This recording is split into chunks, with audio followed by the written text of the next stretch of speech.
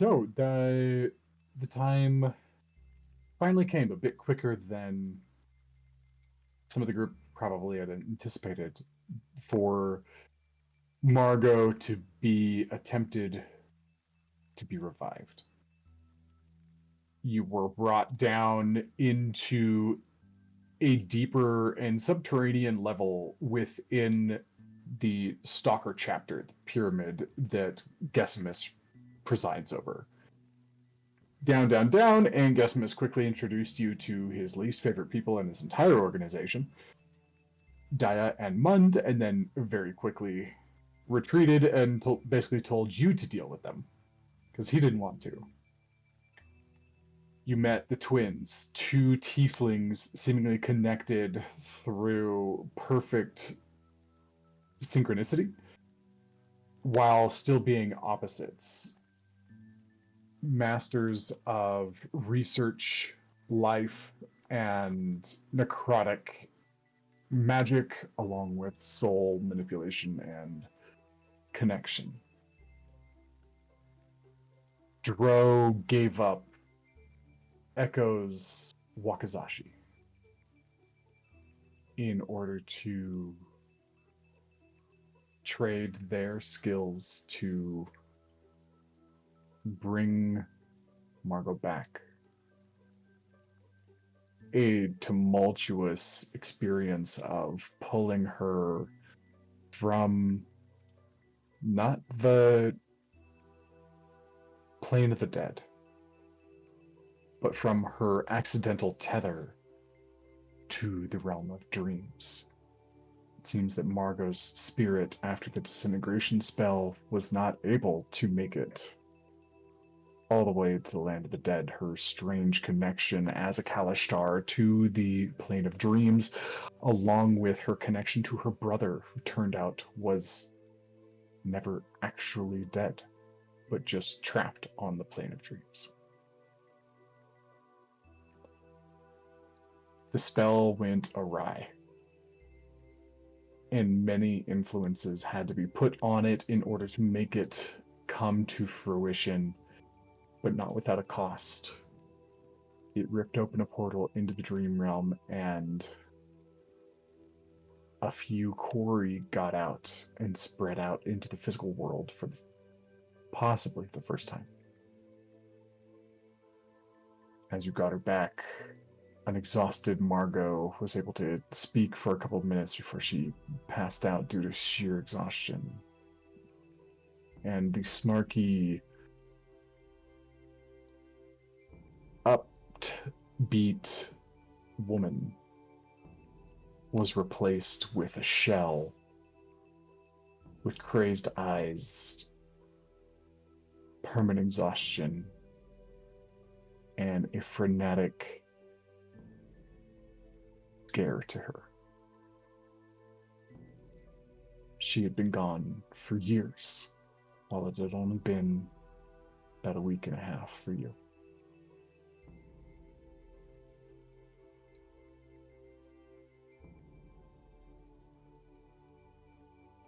But you get her back. You get the twins and her to the infirmary, and you have some time to talk. There's some comings and goings, the reports of what happened, and that the revival was technically a success, but it was also a shit show, was passed up and down to those who needed to know. And the flow of information continues. But you are all, or rather, who all is in the medical room as Margo's being patched up, and who is absent? You guys are spending a lot of time in this medical room, which was not intended, when I originally made this place. I mean, Delphine would offer to what is his name? Tarok and Yaslin to go beat each other up in the in the ring, get some workout in. Oh, me. Okay, so She really was So just jealous watching the two beat each other up earlier, and she wants a piece of Oh, it. she just okay, wants. Okay. What did we she make? she needs to get her Don't Don't wiggles worry out. about Is it. what No, Gigi's just She saying. does. She a does. She is like musclehead. golden retriever with ADHD. Let her get it out. Yes, who is absent? That's probably a shorter list. Who is absent from the Medical Preston is room. with Luna. Yeah, Limit's gone. Okay. Haru Yes. would not be there. Okay, I'll zoink them Not in out. this one. And Okay. Protector would probably arrive a little bit later. I think Okay, considering based on it what you is told me behind the screen. Margo, yeah. Yes. All right. Tharok and Delphine. He, Does so he take her up on it? he would be interested to see this person that they've made a hype about, but as soon as he gets offered to fight, he's gonna take it. Right. Let's So go beat each other up. those two are off being gym rats. So ultimately, it's Dro, Margo, and Yaslin. The trio. And Dro and Yaslin, anything that you two want to discuss before Margo wakes up, specifically? And if not, we can kind of just continue on ahead until the moment that Margo does begin to stir. Yeah. Okay. I was debating if Joe would bring it up. But the last thing Margo had said was she answered Dro's call and left her brother. So that is eating at Dro. He's just gonna look over at Yaslin and kind of motion to where her tattoo used to be.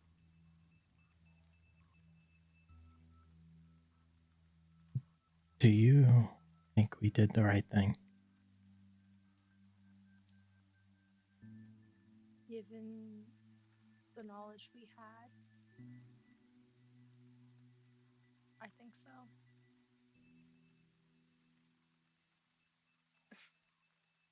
Even if we took her from her brother, who may not be alive by the time we get to him.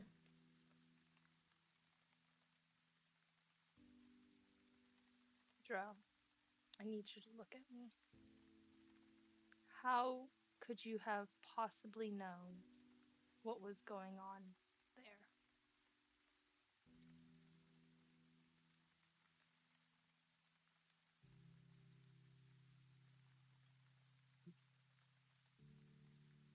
We keep saying we needed Margo. Her answers and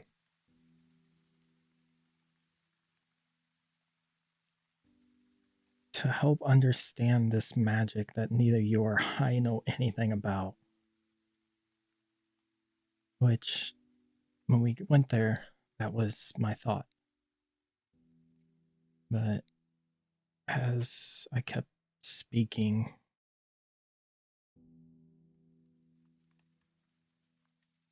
I think I did that out of a selfish reason to have Margo back.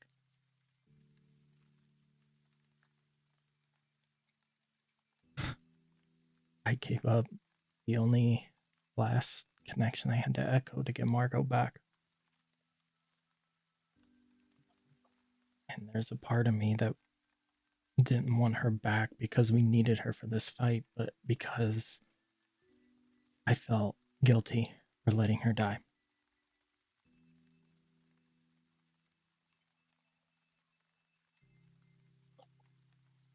Gordon and I had talked about being champions, being these protectors. I almost lost both of you in my home city.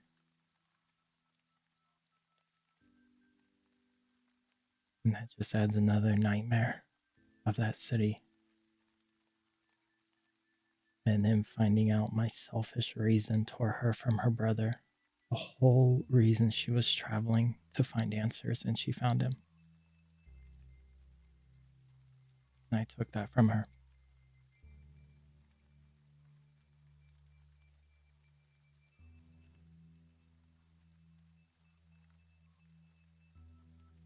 I want to be hopeful. I want to tell her when she wakes up we'll save her brother. But what if we're not there in time?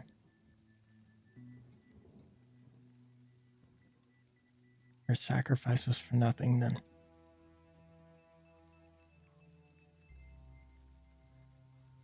What happens if her brother doesn't make it and she doesn't come back with us?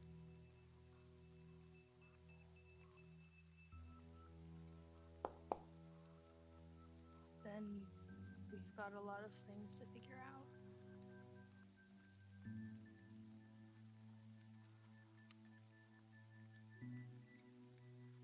Yeah.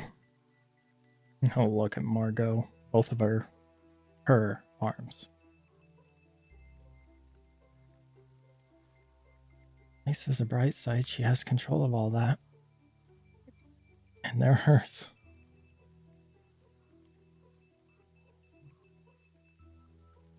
I think you should look on the bright side of things. And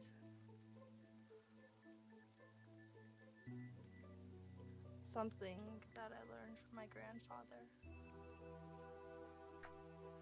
is that being a leader isn't always easy. But it's okay to make mistakes. It's what you do to fix them that counts.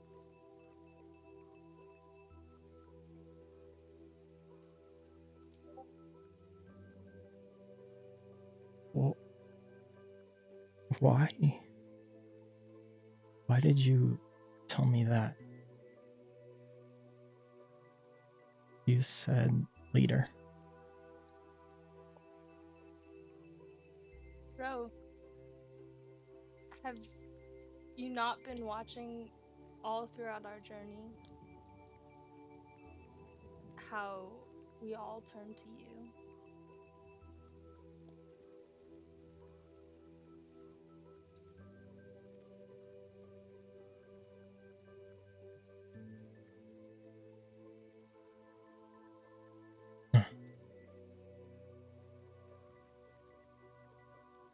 I'll just kind of look at Margo like a Yaslin.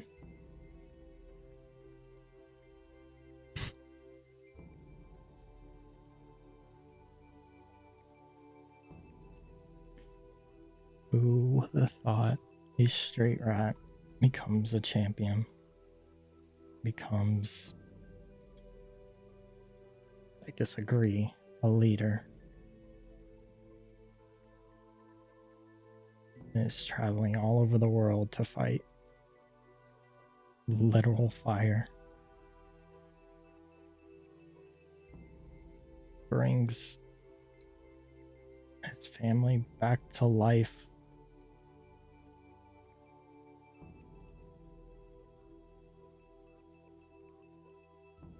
I asked you if bringing her back was a mistake.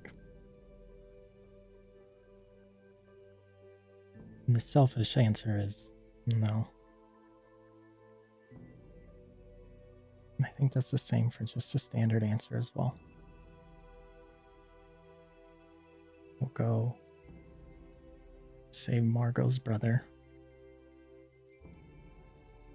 I owe her that much. She saved my brother's life and yours numerous times. Yes. Some of the reasons we were in that predicament was I'll kind of look down at her because of her, but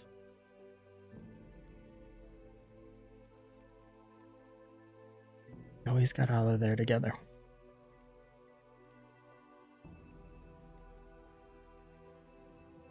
I'll just kind of look at both of them and kind of smile.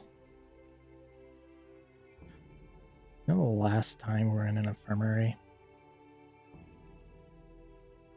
A couple times, yeah. I don't. Feels rather familiar. I don't think it would be a common memory, but this one to me was, because this is where Margo told me to tell you how I felt. And ironically, it's the three of us in here again. I'll kind of look at Margo and make sure this time she's actually sleeping. Gosh. I think I'm not even going to ask for a check on this. Margo is like mega dead to the world. Girl hasn't properly slept in a long time. I didn't honestly think we'd ever be here again. But I'm glad we are. Well, maybe contrary to you, I had a sneaking suspicion this will not be the last time we are not necessarily in this location, but a similar one. Yeah, you're probably not wrong there.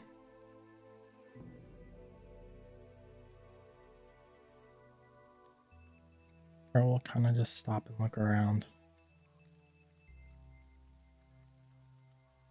That whole time, Protector wasn't around.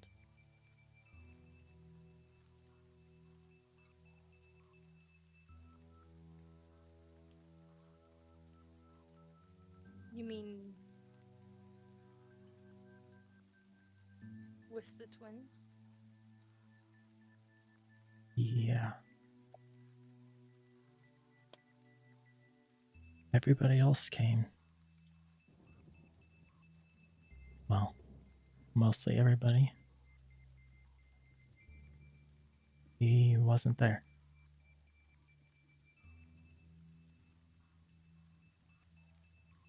Do you trust him?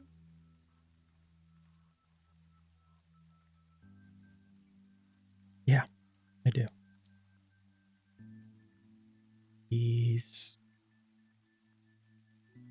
shared some stuff that takes a lot of strength to share.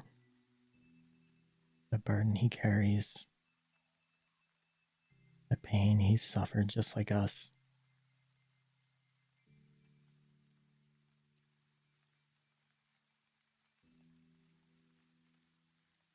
There's something about him that just says he belongs with us. Either sober or drunk, either way.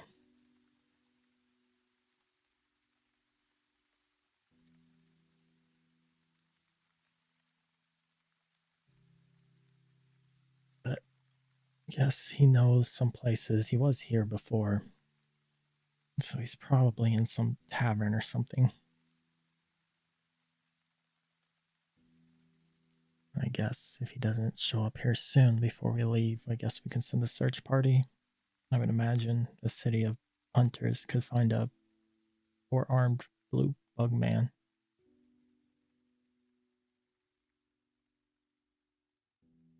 Just kind of looks around. They know him, I thought, so.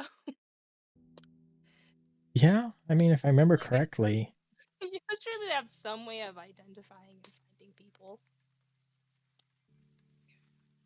Yeah. I don't know if this ranking system or whatever makes it easier to find people, but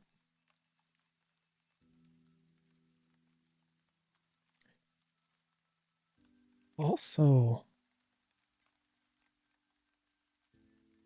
Lilith, she had some input in all of that.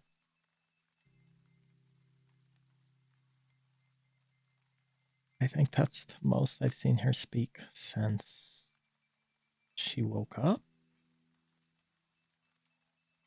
I think it's good, though, that she got what she was feeling off her chest.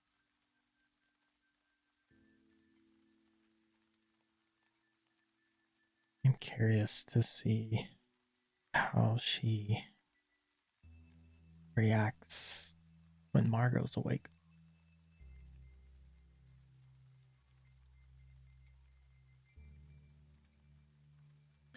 Honestly, I'm curious to see how all of them react to Margo.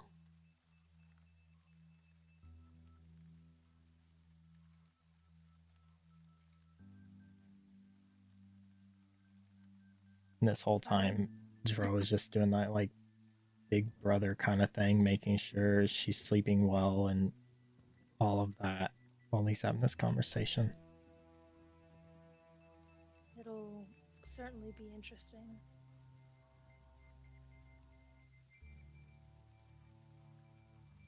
Yeah, Can help. Can I ask if you've touched her at all?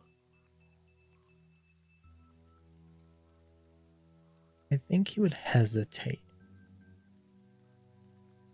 recalling when he tried to embrace both of you and Margo pushed away. I think it would be noticeable that he's not making a point not to physically touch Margo.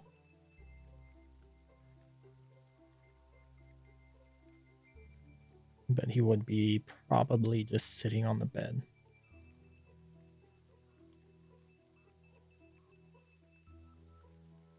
And looking down at Margo and still talking to Yaslin. Something has changed about her. Well, I mean, from what she said, it's been years. I think time can do a thing like that to people.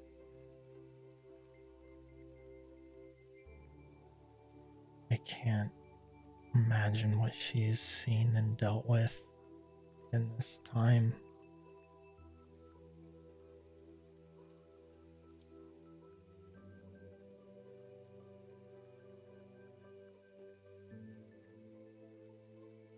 You know, we have to go back into that trippy realm of hers, right?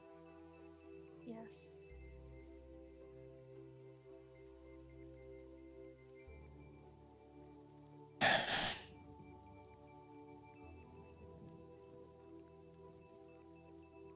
Are you worried?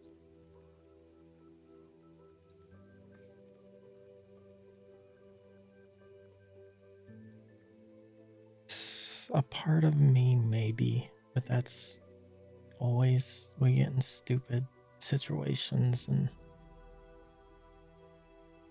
we make it out.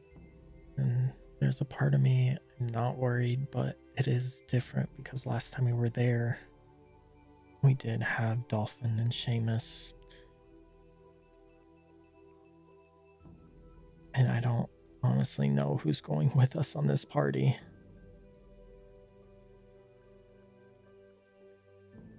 I can imagine the very large woman seemed very eager to going.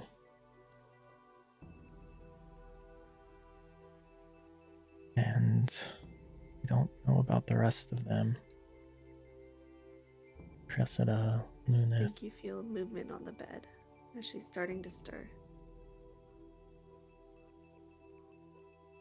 I think Joe would make it a point to stand up and let her move around for a minute.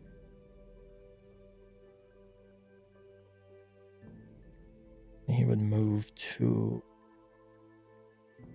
Okay, here's the weird question. What way is Margo facing?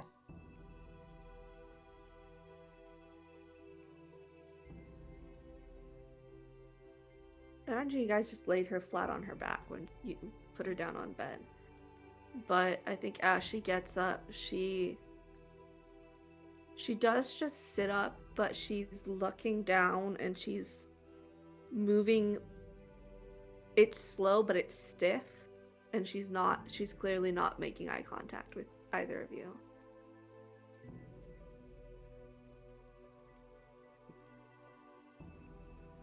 Charles gonna whisper over to Yaslin. Why don't you start the conversation this time? Has such like, are you sure about that? And he'll step back and kind of push her up.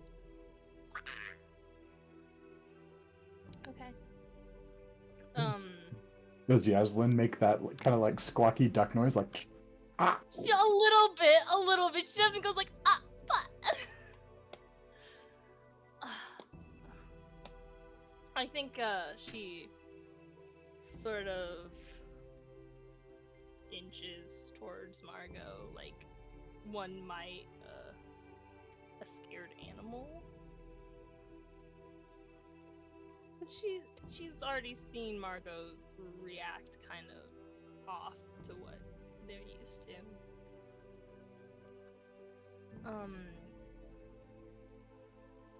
Margo? Yes. Sorry. I haven't slept like that in a long time. Can imagine. Considering how you looked before.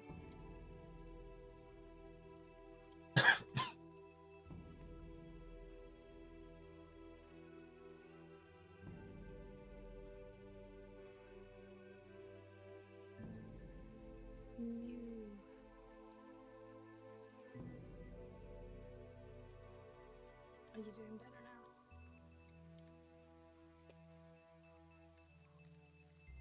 I don't know that I know what that is anymore, but I'm here.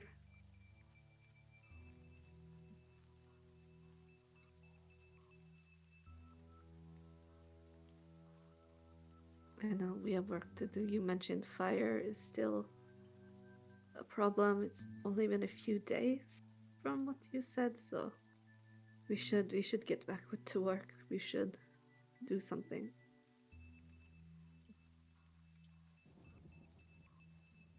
I don't know. It seems from what you said, it's been years for you. I can only assume that time is different. How long do we know how long Margo's been asleep? Well, Margo's been dead for Yes.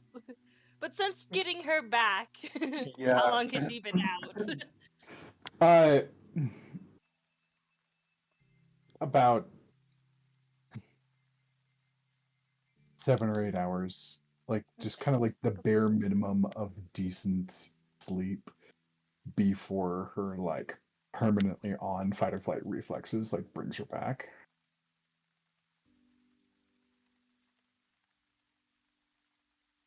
You've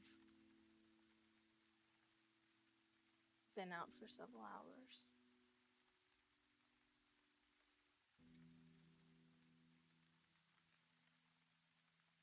What we said back there about wanting to help you.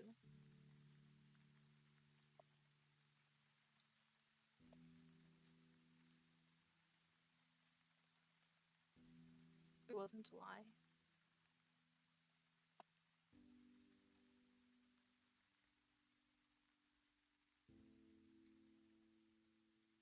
Yeah, I don't know that it matters anymore.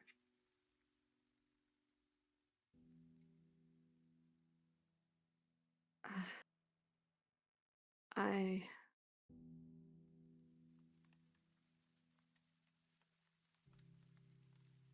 I'm sorry for what I said last night.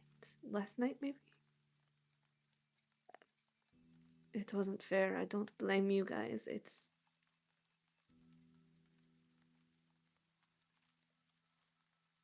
My brother was alive. He didn't die like we thought. He chose to enter the dream plane and fight, and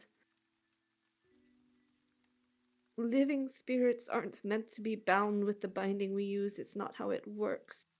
So that's why it went wrong, and when I died, it's like I became his tethered spirit, but on that plane I was corporeal, I was real, I could fight alongside him.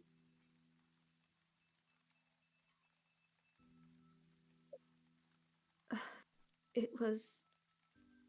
We were looking for a source, he claimed. He claimed some kind of source where the quarry were coming from, but we never found anything.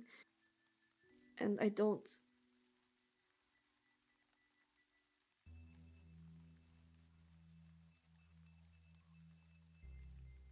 coming back was selfish for me. You know, He was Margo, dying when I left. And I knew that if I stayed, I could buy him a couple days, be with him till the end. But then I would be alone and I would have lost my only chance to return, so I left him alone to die so that I could have a chance at life.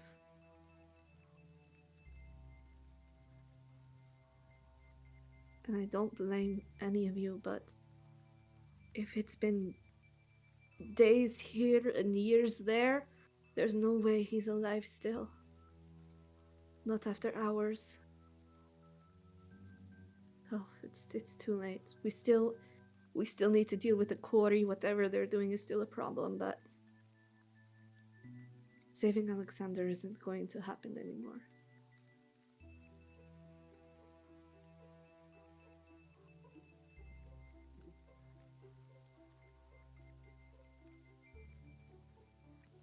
I you think know, it. it's kind of funny. You think it'd be noticeable that Dro's standing behind Yasmin. I think his hands on her hips, and I think Yasmin would feel when Margo says it was selfish. His grip tighten. Yeah. I was about to comment on that actually. It's funny that you think your actions were selfish.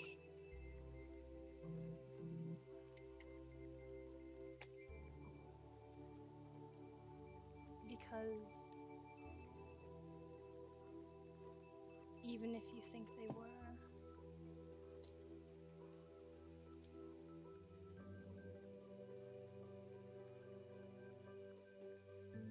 you've done countless things for us that weren't. And you've done countless things for other people, I'm sure. You know, and she kind of motions back to Dro. He thought the same. But you two are perhaps the least selfish people I've ever met.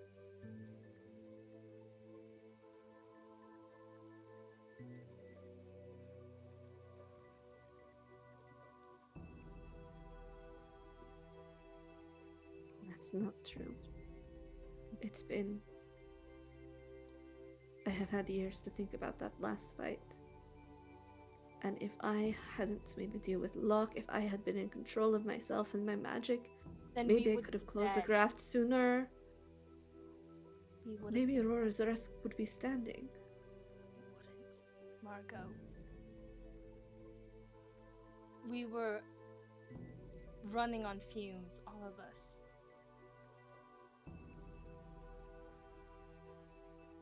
You bought us time.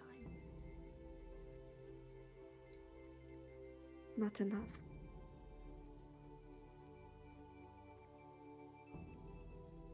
I think it was enough.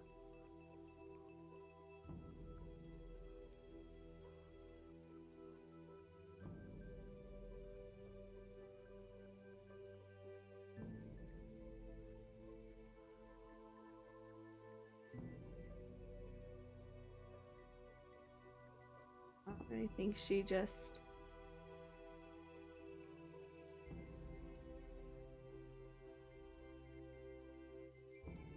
She kind of thinks about that for a second and then just shakes her head no and...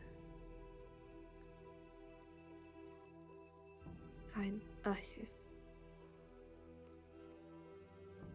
I have Hessport's spell memorized still. I need to teach it to as many people as possible. I need to demonstrate it to those who can copy it. We have to keep going.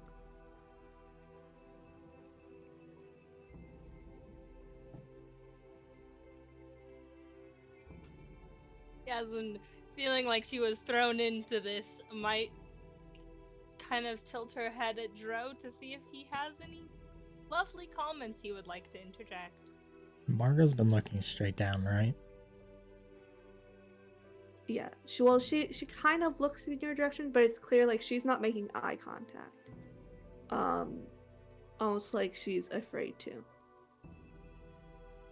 Dro is similar, doing the same. You too. As the conversation goes on, Yasmin would feel his grip strengthen or tighten and weaken, and just as it goes along that,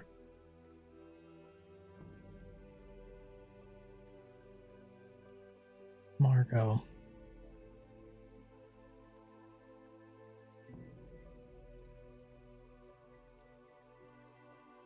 you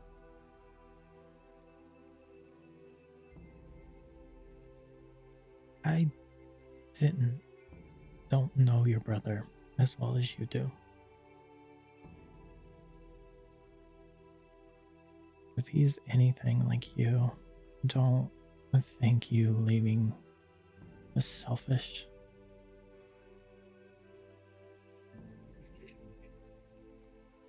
And I know we're not realistically related, and we've called you a sister. And if he's as great of a guy as you make him to be, he would have wanted you to live.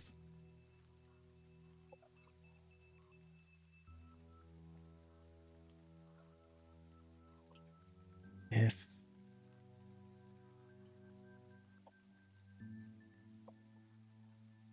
I was in a situation like that, I would want my loved ones to leave and live. And knowing that the final moments, they're safe.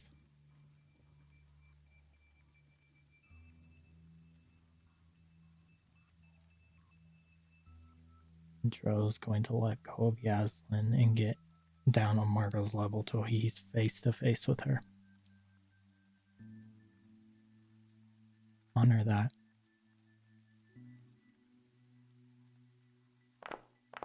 What Yaslin said about making time. You saved a lot of people. And trust me, we made some dumb decisions. I almost made one in that fight.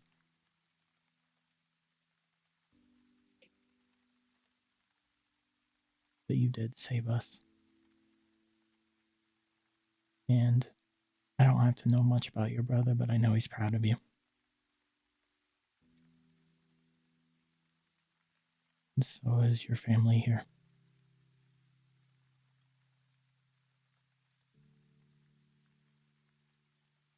So, like you've told me, stop being so stubborn and rest.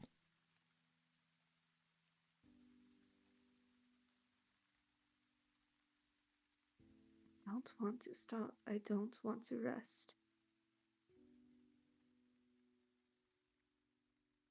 Please, work is all I know.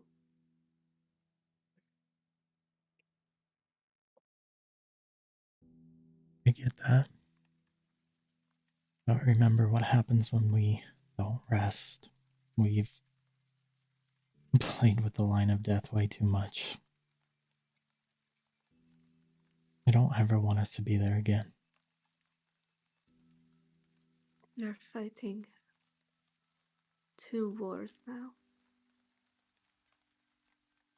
We will be.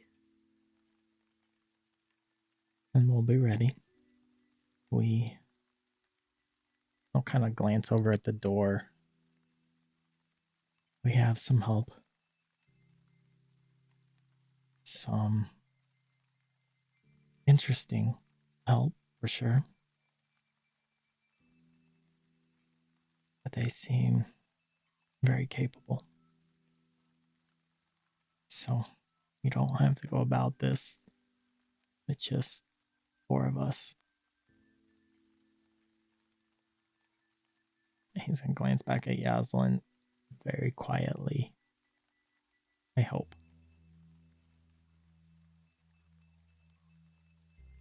I mean, the whole world could be set on fire. I don't know what's up with the Kyori, but I think after watching them follow us to bring you back, Margo, I have a feeling some of them will stay. There was quite an audience, and we made, like we commonly do, made quite a scene. Ironically, didn't set anything on fire. Kind of looks at both of you. We did break things, though. Well, okay, maybe not us. That's surprising. The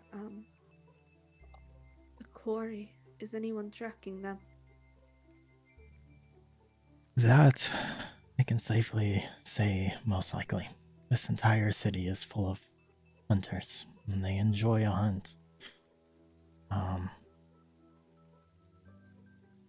So you can imagine. We were looking for the source of the quarry, or their epicenter, but those quarry that escaped.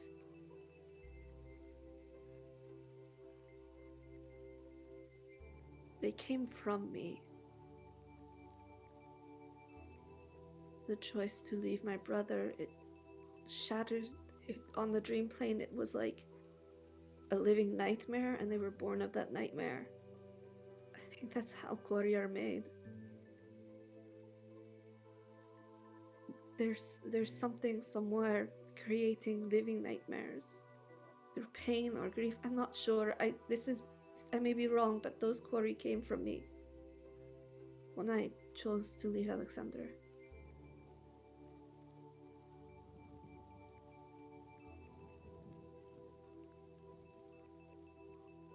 Trust. It's obvious he's trying to understand this, and it's a lot for him. And we'll stop them, like we've done everything else. And we'll do it together. No more mighty sacrifices. We do it together.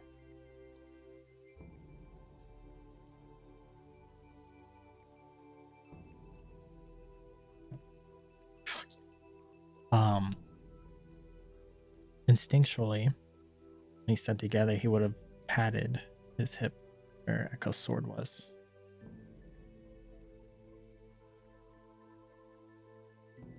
Not left eye contact.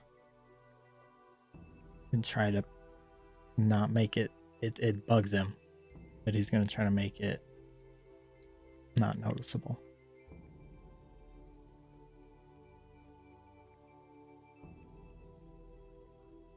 Some of the people in that room were very eager to go on a hunt, so I can imagine as we speak, the higher ups, maybe people who are more understanding of all of this. I can imagine they're hunting right now. Then we need to get their casters, their magic users. The more people I can teach how to close a graft, and I think I can figure out how to open the graft. The more I can teach that, the better prepared we'll be facing that anyone. There are some very capable magic users here, and we've seen it firsthand. We travel with a couple. Well, I think we're going to be traveling with them, both from Aurora's Rest. One very powerful elf, and a young girl. Very powerful, but I don't think she understands her powers yet.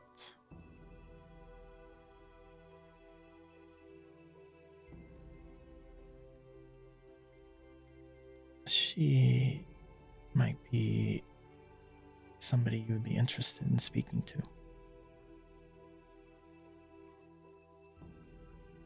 Because I think without her, we wouldn't be having this conversation.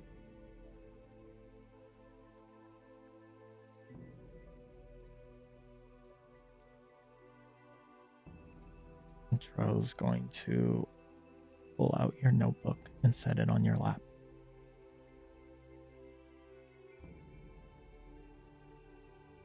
You tell them?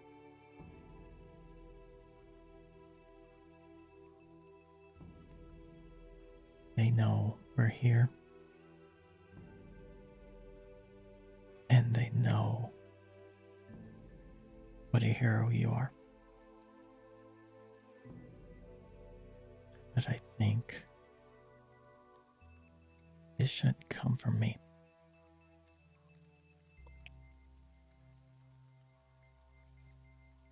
How did I tell him that? How do I tell them about Alexander?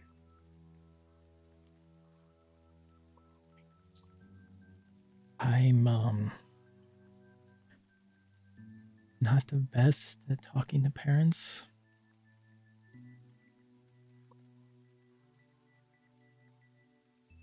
But if it was my daughter, I would want to know they're safe and I would want to know the truth. But I don't have a spirit bond anymore. I don't know if you know what that means for a quarry. I could be cast out.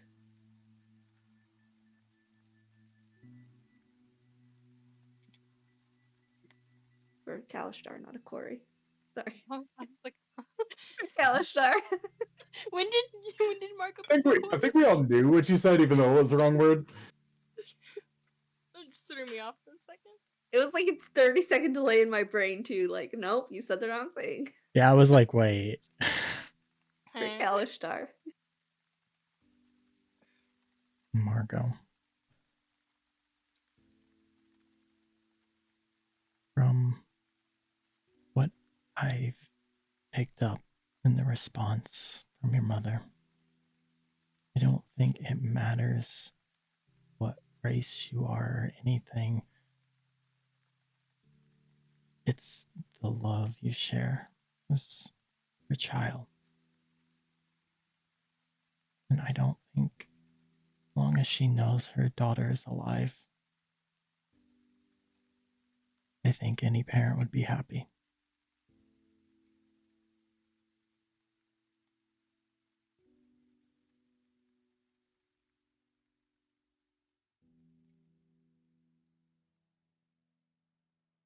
She's gonna open the journal and write to her mother in Celestial. Essentially, they brought me back, but I lost Alexander. It's too much to explain, but hopefully I'll be able to come home soon.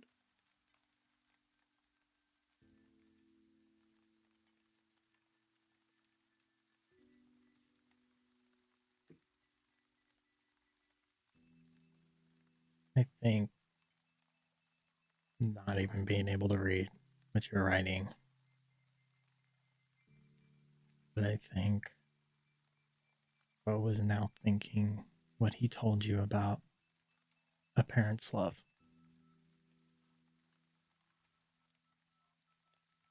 And I think even though he can't read what is on those pages, he's imagining.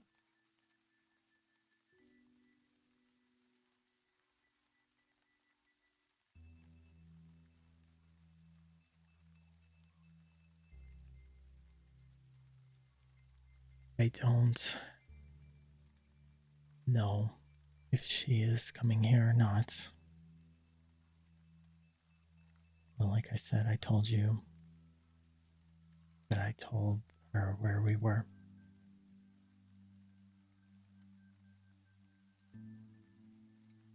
And you had asked me to remind her of the spell, which I did.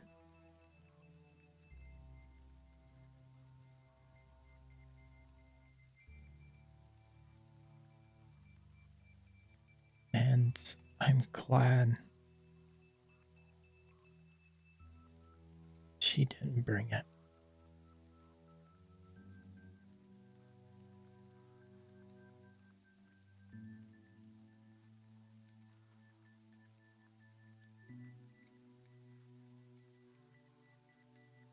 I think Dro's just gonna stare at the ground.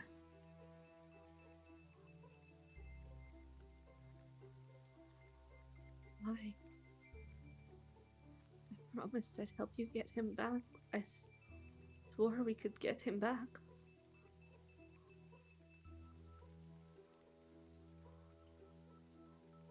I don't think that's a possibility.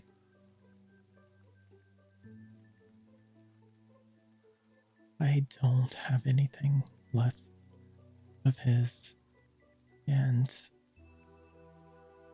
I think if we didn't go this approach of bringing you back,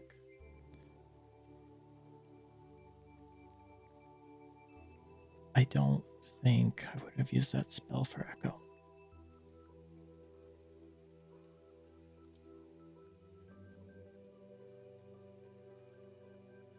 No, there has to be a way to bring him back to you.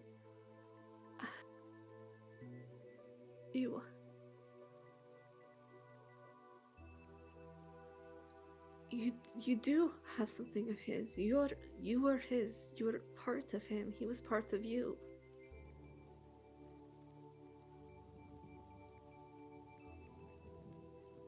And I feel like I've known for a bit and just didn't want to believe, but I don't think I know he's a part of something a lot more evil. Not him, but I don't understand. Maybe something holding him back, captive.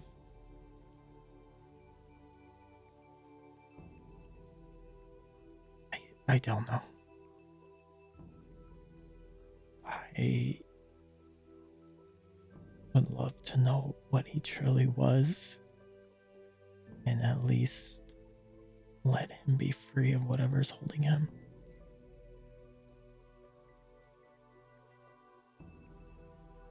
If we can, but if I can change the spell for Hasport, if I can figure out how to open a graft, and we focus on him, maybe we could save him from whatever it is.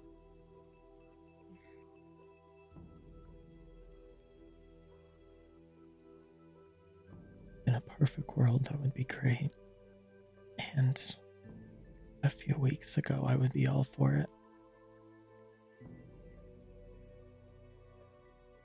Margo, there was a moment before we brought you back that I felt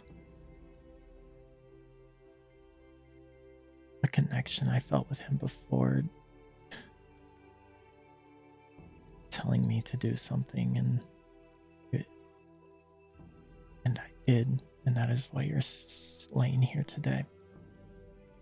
And I think if whatever this is that's so powerful holding him, if we open a graft and open that up to the world, like you said, he's like me, he would feel the guilt. Don't get me wrong, if there's a way I can free him, I will. I want to make sure we do it the right way. Not a temporary solution, a permanent. he has only known me as family. For the longest time, that was my only family.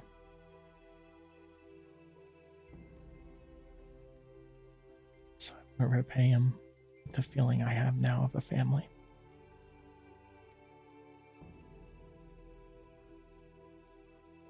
So if that means I fight some god, whatever it is, I'm stubborn. I will.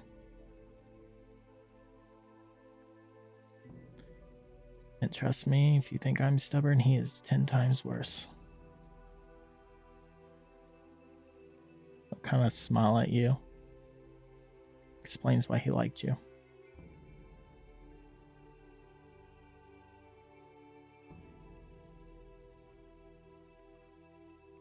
I was supposed to help you get him back, not be the reason that you lost him.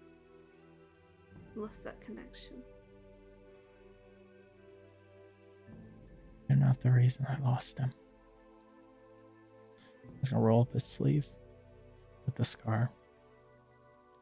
He made this choice, and he knows that. If we swapped shoes, he would have done the same thing.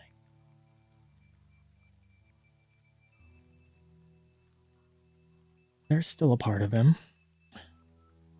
I mean, ain't very often you see individuals that prefer the shadows.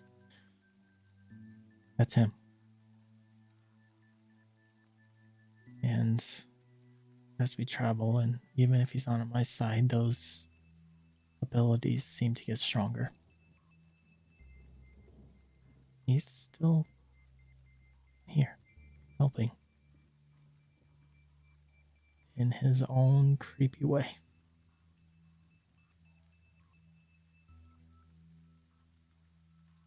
We'll get him back. We'll get him all back.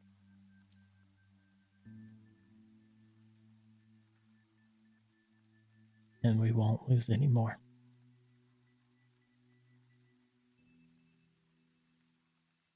He's gonna look at both of you.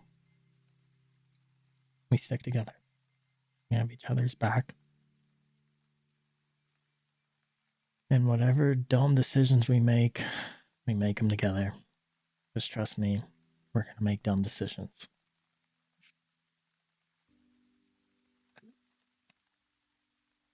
Dro is going to start handing Margo all of the stuff he had picked up in Aurora's rest of hers.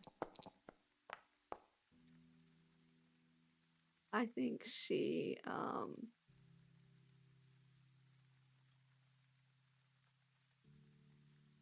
staring at the scar on your arm.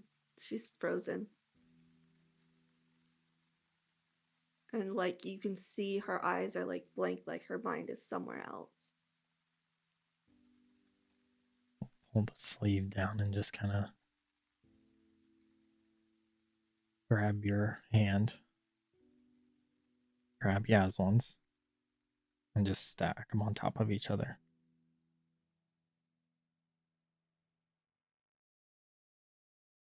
We're going to be okay. The door slams open. A head turn. Yeah. Margo, oh, do you like slam it open? Yes, very much so. What happens here is like throws it open and starts stumbling through the doorway. Protector. I think you see Margo immediately. A shield of lavender comes up around her, and you see the magic around her sparks like kaleidoscope, a little out of control as she casts shield just as a reaction. It was above 10, so I'm not going to cast an offensive in that direction, but she's going to cast shield.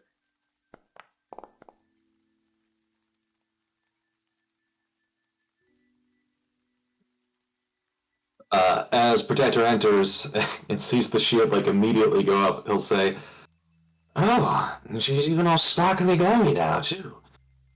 Okay. And then he drunkenly stumbles towards the door Drunk? and closes it behind him. Well, I was drinking a little bit at the meeting, 7 hours ago. And it's... You drunk more. Yes. Margo has a death grip on both your hands, and she's shaking a little from that. I think, yeah, kind of. Yaslin is already in front of her, but... I think if there's ever a day to drink, and there are many days which are good days to drink, I think that today is a very nice day to drink. Could not disagree more with you. Well, from my understanding, that's not how I should begin that sentence. Yeah. Congratulations! Welcome back to the realm of beating hearts and sopping tears and longing for things we'll never get again. I talked with some of the people who were out and about and around and in the hospital nurse gown things, and they mentioned that you were in this room. My lips feel kind of weird. And so I came to say hello.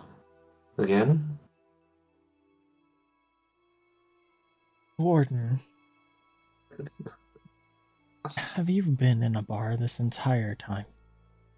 No, I've been in my ship. Ship.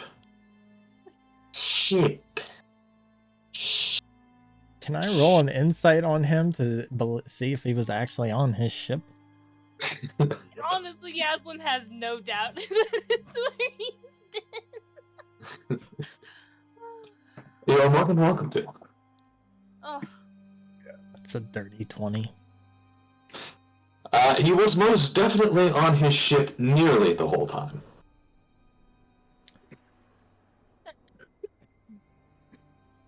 So you were just drinking on your ship this entire time?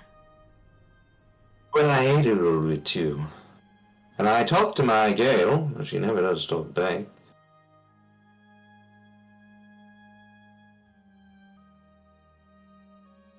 Why? Why were you there? Not a process.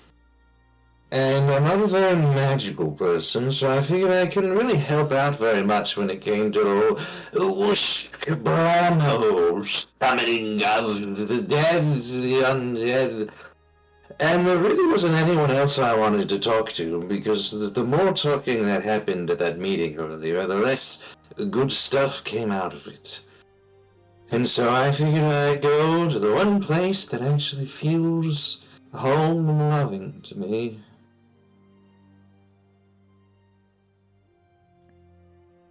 So you just sat alone? I wasn't entirely alone. I had Gale with me. I was about to say he has his shit. Gale's your ship? That's right. Doing the whole disintegration and lack of body thing, you've not been formally introduced to the love of my life, my ship, the Desperate Gale. A Desperate Gale was a very lovely lady who happened to fly us all the way from Rest. That's not easy to say. All the way to here.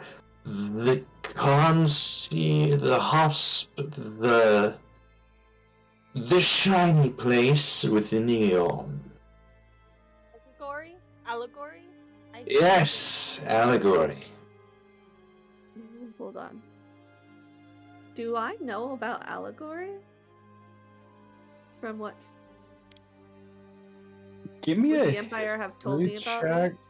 Yeah, it's a decent chance that they did. It's also been years though. Yeah. Oof. Not 18. 18, Yeah, you know about Allegory.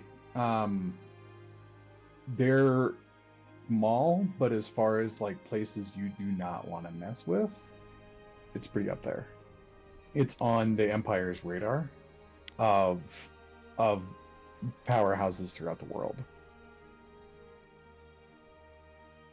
Okay. Okay. Well. And I say small like a small country, not Mhm. small like Aurora's Rest or Ripple Mountain. Mhm. Well, if we needed allies in a fight, you found some good ones. Well, I feel it'd be good. If they are allies. We all make That's- scrunchy faces. I think more of we share a common foe at the moment. There needs to be a discussion more. But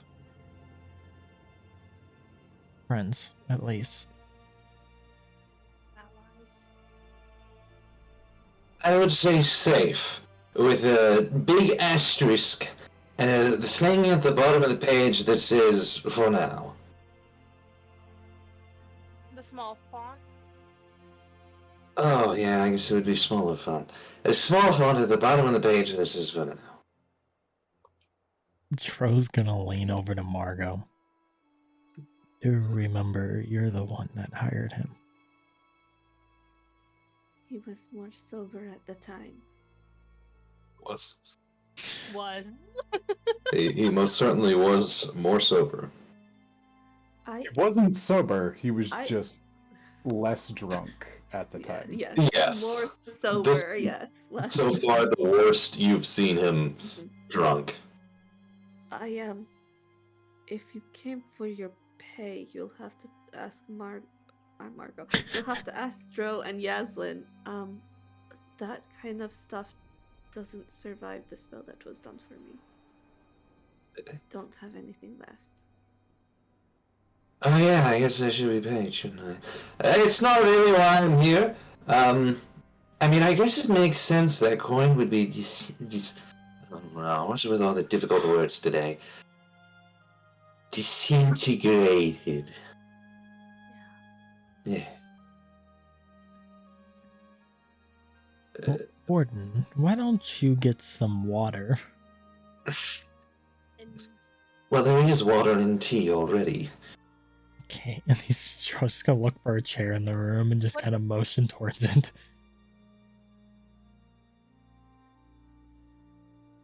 I think I'm happy you're here. We didn't have to go for a search party. And I think now that the four of us are in here, we can process and come up with a game plan. I know, Margo, there's going to be people that want to have conversations with you about the graphs and everything, and they like to provide statuses to people here in ways of test. it's fighting. They like to put us in a nice, lovely little fighting pit against them. Okay, that's putting it bluntly. I assume I will have to do that very soon then. I don't know if it's to be soon, but I'm over here laughing because it's like, I'm sorry, I was recently dead. Can I get a pass? Is obviously not a thing. 'cause Lunis didn't get a pass. Yeah. Lunis The was also child. recently dead, but did not get no pass. Yeah, exactly. That could be something that most certainly happens. Oh, and hear me out on this one. We could just leave. I mean, they now know the threat. They're gonna have their little discussions, and they will likely decide to stay here and do nothing. And we could actually go warn other people, since... Oh, by the way, Margo, it's possible that there was other cities that were attacked and burned to the ground too, not just Aurora's Rest. It could have been something all throughout the entire world. Ladies and Dro just like stares at Protector. Warden, could you give her a moment? She literally just woke up. A lot has happened, Margo, and I planned on explaining it slowly. She stares at Warden. Bad news does not get better with time. It's fine. Thank you, Warden. Yes, I don't know if it's insensitive to say this, but trial by fire is generally the best way to go from my understanding.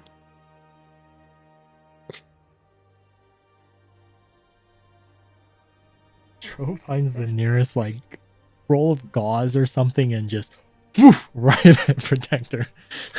Just like shoveling it. There is absolutely no way that he is dodging that right now. He is very sloshed. So he will happily, well, not happily, but I will let him happily take a giant slam to the face from the gauze, which It would. I don't know. It's just. I was gonna say it wouldn't really do anything It's just besides Margo. like a. Yeah, God, Honestly, I think with that hitting him, it would cause him to have a very delayed flinch, which would then have him likely stumble back a little bit into the wall. As he hits the wall, he decides, this is comfortable enough, my legs are kind of bent. He's just gonna slink down to a sitting position, but is still awake. I don't know that he is in a state that would be conducive to conversation. Well, to be fair, he was there for the conversation previously, so it's mostly getting you up to speed and you explaining the understandings of the graft. We kind of mentioned that you have closed 2 of them. Yes, I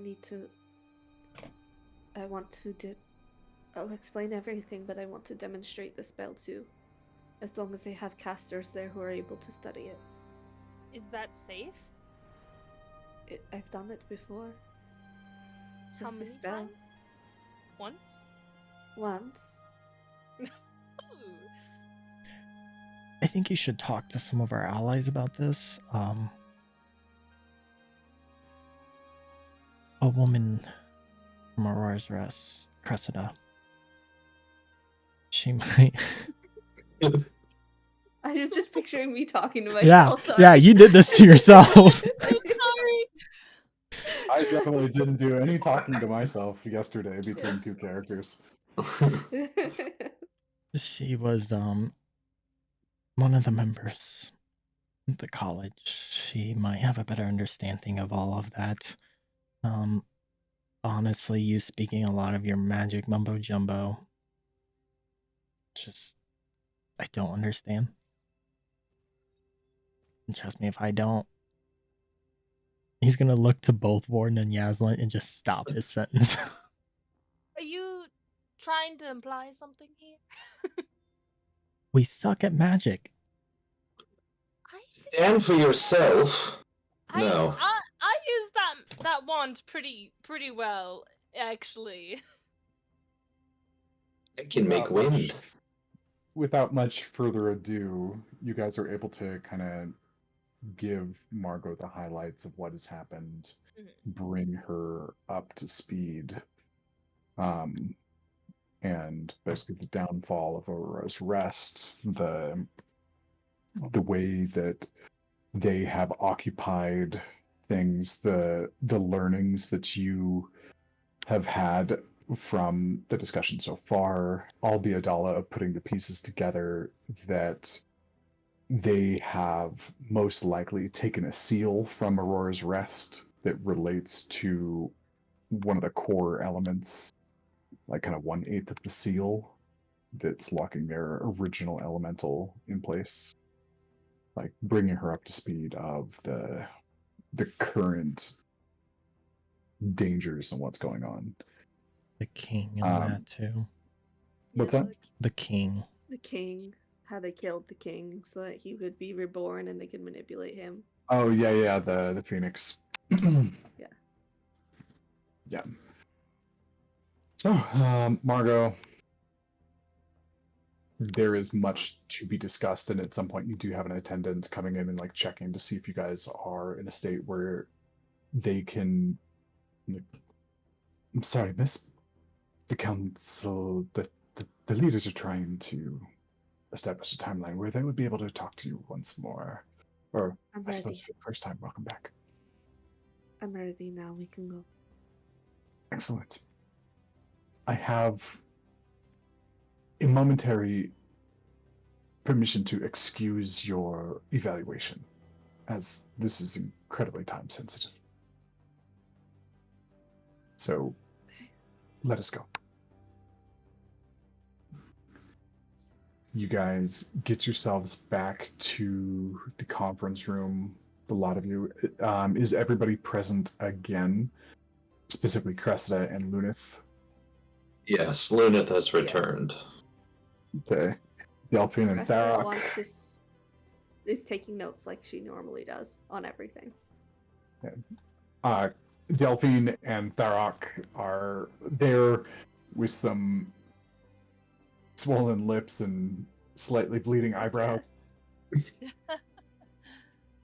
Yaslin is maybe a small little part of her is a little jealous, but she's like it was for a good reason that I did join them.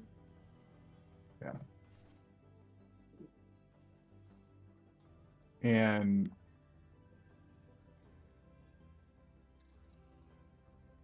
as you get in, everybody kind of settles down once more. Gesimus stands. All right. Thank you for the recess and discussions that happened during that time. We are now joined by who I presume to be Miss Margo Svarad. Welcome back. From what I understand, that was quite an event. Thank you. Yes.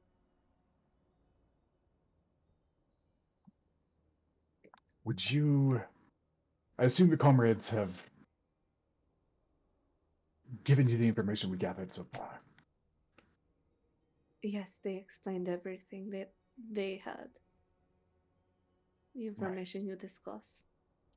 Thank you for doing so. That will save us a bit of time here. You are uniquely positioned, from what we understand, as you have been certainly the most close to the two graphs that you have at least witnessed that Fire tried to use to reinforce themselves. That is interesting. Can you walk us through those events? What happened? What were they trying to do? We need to understand their attempts in order to be able to thwart them coming up.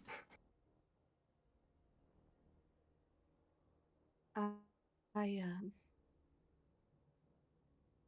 have the ability for a short time each day to see everything through the ethereal plane, magic itself. And the first time we faced the graft, I saw the fire was holding it open by pillars, essentially, and I was able to use simple dispel magic. Not so simple, I had to target each pillar individually, and it took everything I had to take down every pillar, but that's how I closed the first graft, was identifying the magical forces which kept that graft open. The second time I tried to do much of the same, but the graft was being not only held open but expanded by an individual who was there in the fight, who Kiki doesn't remember the name of, but I think we know the name of. Bloom? No, it wasn't Bloom. Oh, we don't know his You guys actual never actually name. got Yeah. his Oh, we don't know name the name, in okay. game. Yeah. Insert generic description of bad guy. Did Rose just minor illusioning as she's talking? Yeah, there you go. This one was more difficult because he was working against me opening it while I was trying to close it. But Hasport mastered a spell that can close craft, and he managed to transfer that knowledge to me. And with that spell, it collapsed the portal entirely. It took every single ounce of magic I had to do so, but we managed to close it. That spell exhausts me. I could demonstrate it, but it would exhaust me entirely, and I don't know that this is the right audience to study and take notes and prepare spell scrolls based off of what they learn. Perhaps that is a place for academics later, but in regards to closing the graft, it's not only they're not only using magic to structure it and hold it open, but it is directed to the fire plane. Now, the general structure of what's going on here in Allegory. Are you aware of our setup, Miss Farad? Yes, I am well As aware. Barrack, a man with kind of like tousled hair, lots of like small scars on his face, and like black leather essentially covering his entire body, including his hands. So only like the base of his neck and his face are open. He I think says, she's gonna look at him critically and she's gonna just say, if you know of who I am and where I'm from, then I'm sure you know I am aware of your city. "We've had dealings. Just wanted to make sure. Best not to assume." There's the primary focus of this particular chapter is stalking, hunting, tracking things for a long time, taking them out quickly. We have supporting squads that don't necessarily specialize in that, but it's more like those are the base that supports the tip of the spear. Now, we do have other chapters inside of Allegory that are much more magically inclined. We just happen to not be one of them. I am inclined myself to a degree, but not everyone here is. Just so your request of being able to show that spell off that the Hasport said or gave you, that's plausible. So just throwing that out there, but it's not here. We can work with those chapters that can make that happen. Who's got high insight? Haru. Bro. What is it, like 72? Haru's insight? Mm-hmm. Yeah. Crystal even- has +6. I don't even know why I checked Arok. Delphine probably has negative. Yeah, Delphine has negative. Yeah, natural, a 21 natural and passive insight from Haru. Yeah. Yeah. I'll send you a message Okay. if I can find your. I just There we messaged go. you a while ago. I know, right? There's been a lot going on in my chats. Oh wait, no, I was just about to ask. Says Yaz won't have the same as Dro in insight, but I guarantee not. I just realized Dro is a Dro's 17. more- Yeah, she has a 12. Hey, be happy, it's higher than Yaslin- Tharok. Yaslin's not the most insightful woman.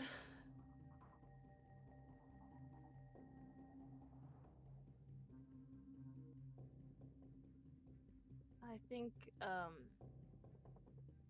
oh, actually, you know what?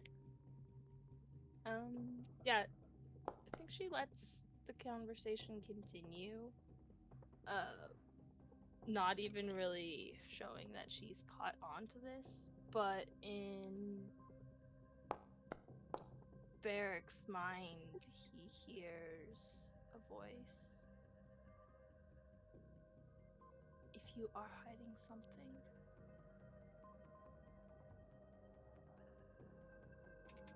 you should tell the room.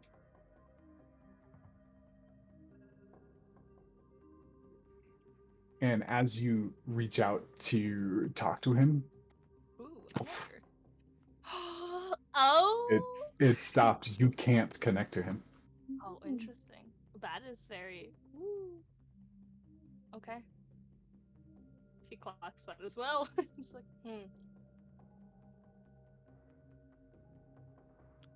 Does it seem like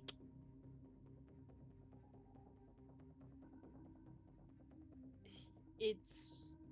Is it just look like he's being shifty and hiding something, or does it seem like there's like ill intentions behind his shiftiness? Like he knows something. Now that you've kind of naturally clocked something, go ahead and give Yeah. me an insight The check. proper insight check. Okay. Yeah. Okay. A God 20. damn. Nice. Jesus. It's really insightful. Likes to know people, and she's suspicious. We needed an insightful character. Because the Oh, two that were was Drow and okay. Yaslin. That wasn't very helpful. I think knowing kind of reading that, she will stay quiet. Okay.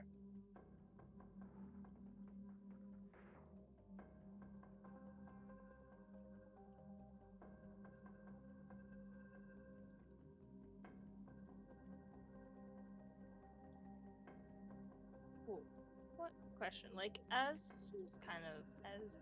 Barrick is talking about as Porter brings him up, what is kind of the general expressions of people's faces around the table on my side of things? I'm not obviously in a very good position to read everyone's facial expressions, but like body language, does it seem... You're good. Everybody's like within enough proximity that you can see everybody. It's very clear that there were discussions that happened during the recess. Like people didn't just say like, "Okay, cool, we'll come back later." Yeah. You know, it's doomsday o'clock, and it's fine. We'll just put a pause on it. They let you guys go put a pause on it, but they did not.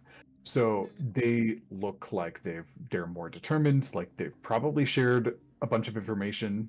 You know, and like they look a little bit more determined as a group rather than like the sense of panic and confusion is dissipated a bit compared to last time.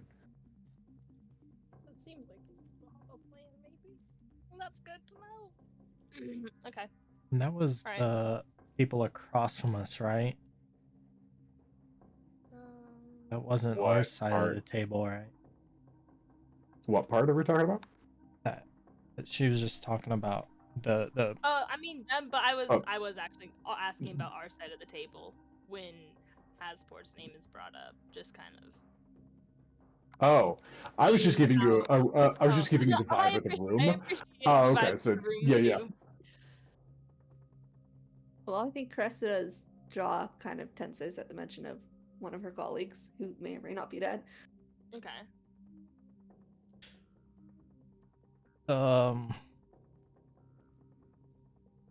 She's a stranger in this room full of strangers, so she's trying to gauge people's.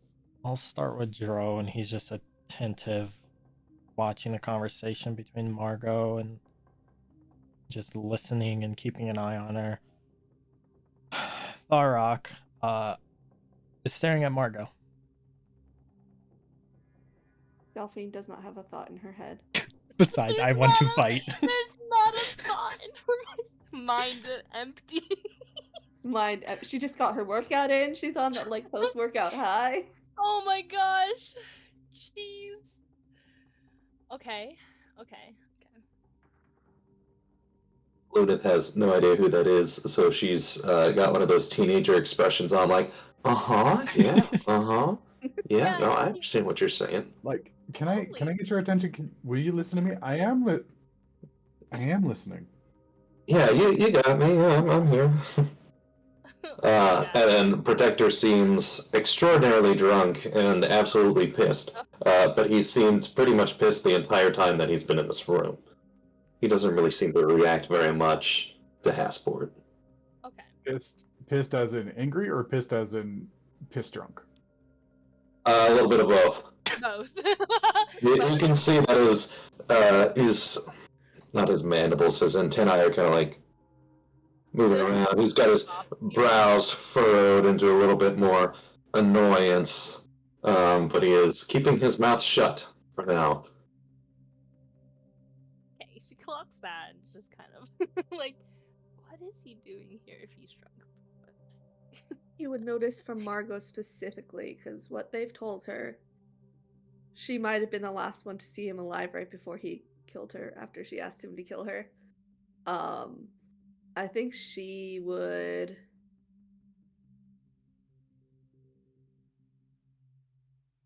roll a lot of dice to see. I'm pulling. Whew. Oh yeah, she would reach out for Dro and Yaslin's hands before she even mentioned passport. That is good gauge for. Okay, wonderful, wonderful, wonderful. Yeah, she'll put a little side note in her head and continue listening.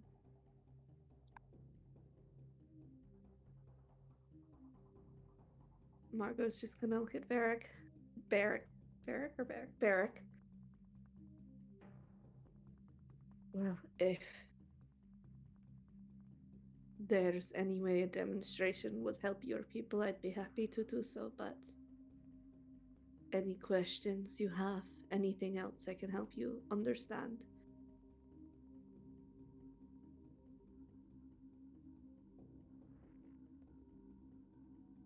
I believe it would be most beneficial use of our time if we do get an example of that spell, but this is not the place. Especially, I imagine when you say you seem to be a bit, but apologies. You seem to be a powerful caster, and if it took everything you had, I imagine it's a very, very difficult spell to pull off. I don't want to do that in a conference room. Then shall we go somewhere we can do that, or do you have questions? Let's Is there table a that. reason we're sitting here? Let's table that and address it with others who are more appropriate to the task. For now, we still have things to discuss here. I think while that conversation's going on, Dro's gonna kind of eye Cressida and try to get her attention when they said to gather people who are capable. He's not gonna try to hide it from the table, but he's gonna make it not super obvious. At least he wants Cressida to clock it. Yeah, I think Cressida will look at you and nod. She's very curious about this spell.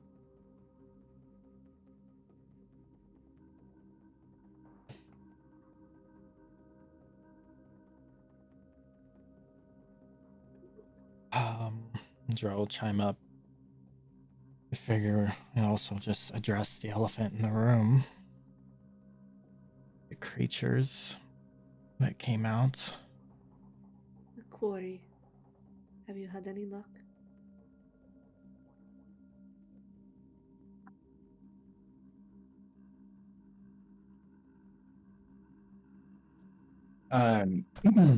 Ingen is the one that speaks up next. I've got teams tracking what we were able to discern. We have some security feeds that we're able to catch phenomenon. We didn't get true pictures of them, but more like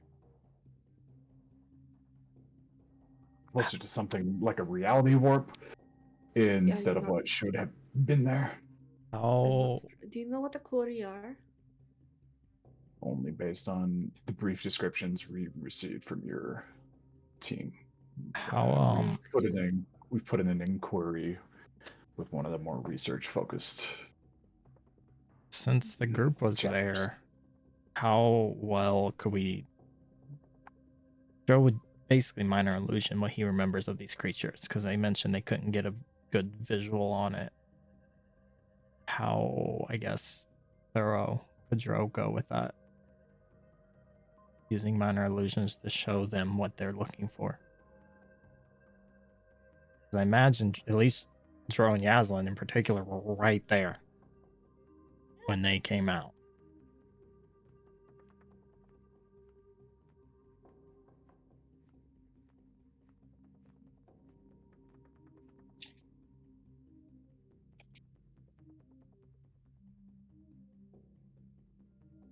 Yeah, you guys are, you guys, the information that you guys have on the quarry, you've already passed along, and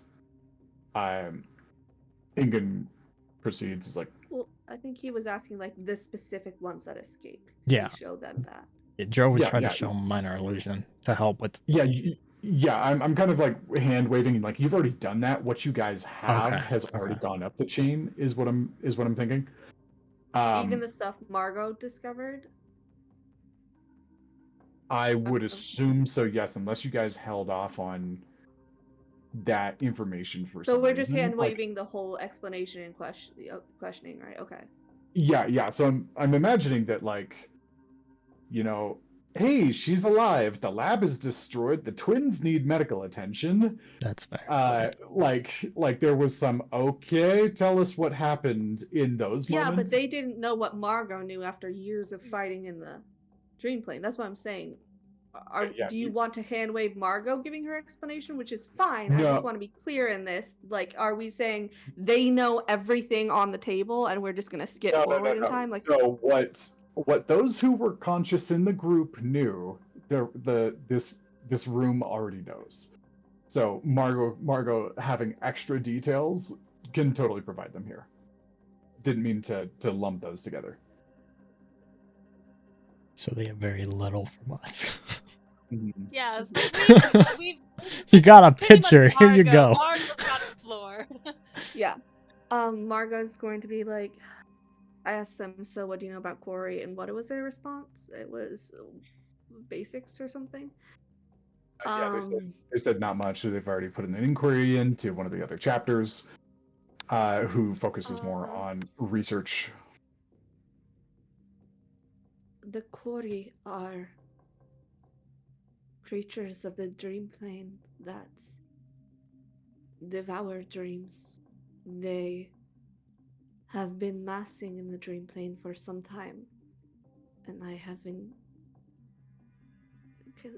Few Kalashar have been trying to fight them. In death, I was not on the divine plane, but trapped in the dream plane, fighting them.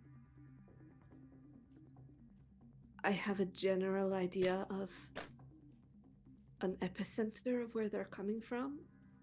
On that plane, it's difficult with the shifting nature of dreams, but I may be able to direct us there. The Quarry have changed.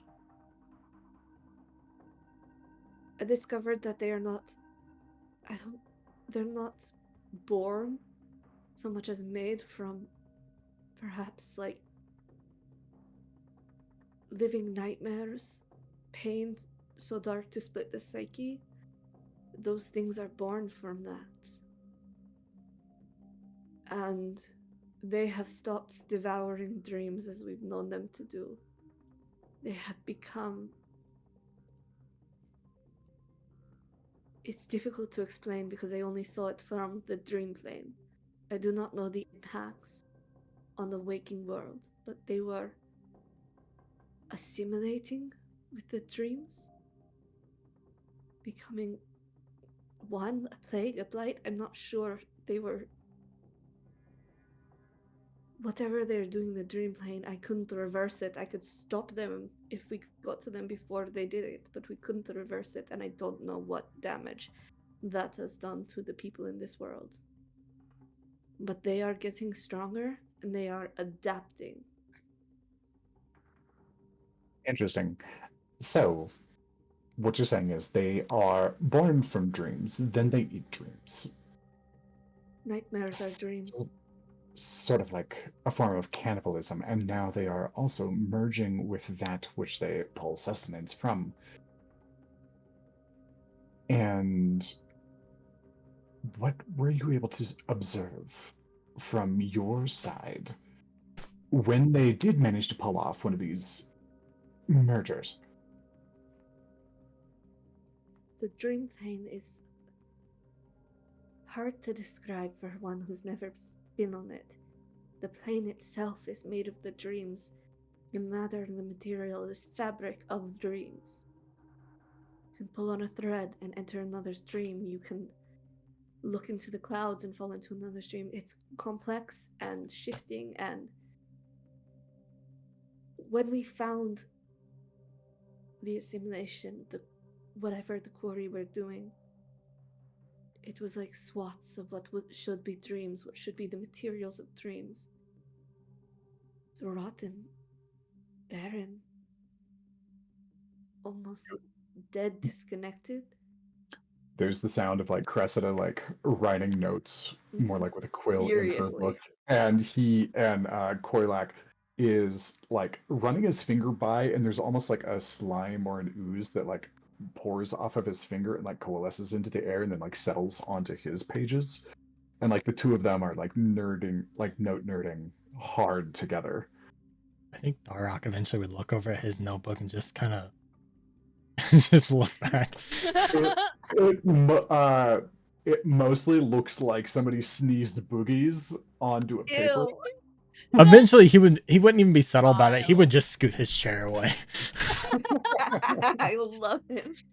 It's like structured boogers on a paper is basically what Thorak is able to get with it.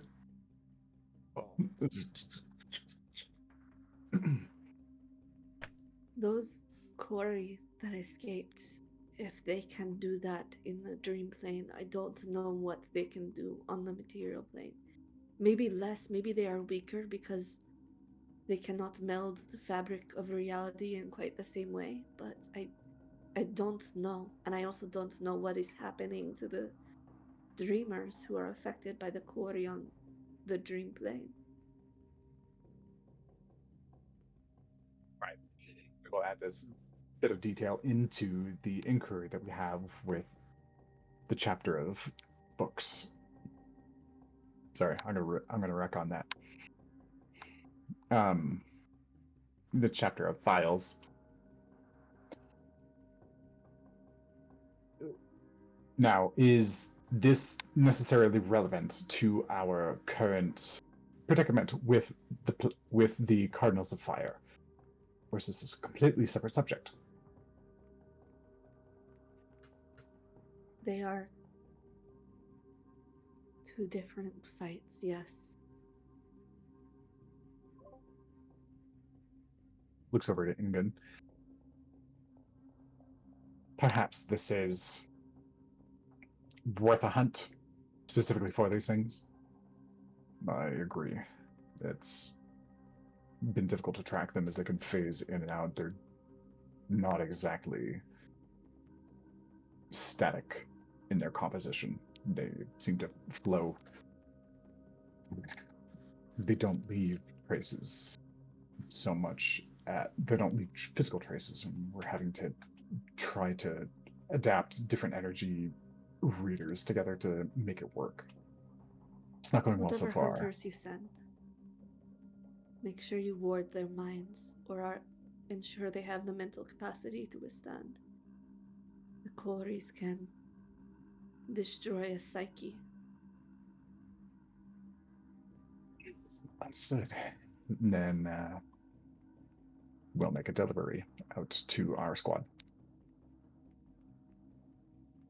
We will let you know when we have more information on if we can track down any of the details about what's going on the other side of what you saw. You should know the spell that Hasbro taught me to close the graft. I think I can reverse it to open grafts too.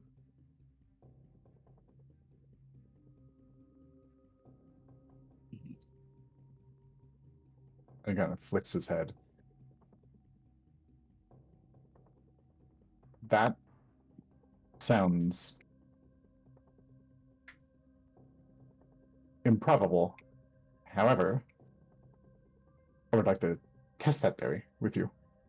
I will certainly be there when we go through the training regimen for this spell. If it is something that can be passed on to multiple people, it would be very beneficial planet-wide. And However, and he looks at the room, and for the first time, Korlak stands up, and he is very tall and thin. So it's almost like seeing like a lawn chair unfold into its full length by standing up. He puts his hands down on the table. He's almost the same frame as Protector. A bit thinner though. I must implore everyone in this room to disregard what they just heard about it being able to open graphs. Miss Svarad, you and I will talk offline about that.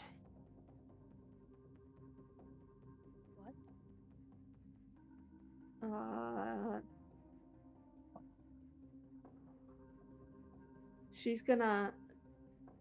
Oh wait, I'm a Kalsha. She's gonna do a mental link with him and say, Before you even try it, you feel one coming your way.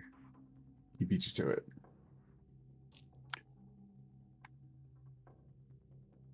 What you just said could create an arms race planet-wide.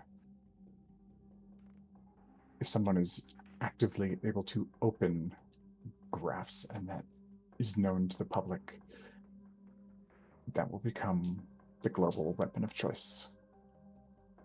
It is not something we should spread lightly. if I'm the only one who knows how to do so, Then how valued would that service be in exchange for fighting a war against fire?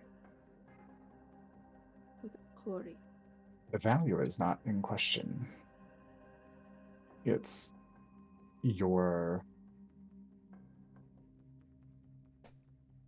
safety.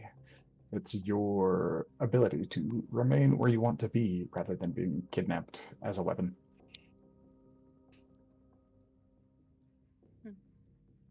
Can Dro roll a perception? Because he's familiar with Margo doing this. And he's looking between the two right now. And all of a sudden it goes silent. Yeah, radio silence? Or like. Mental communication is pretty quick.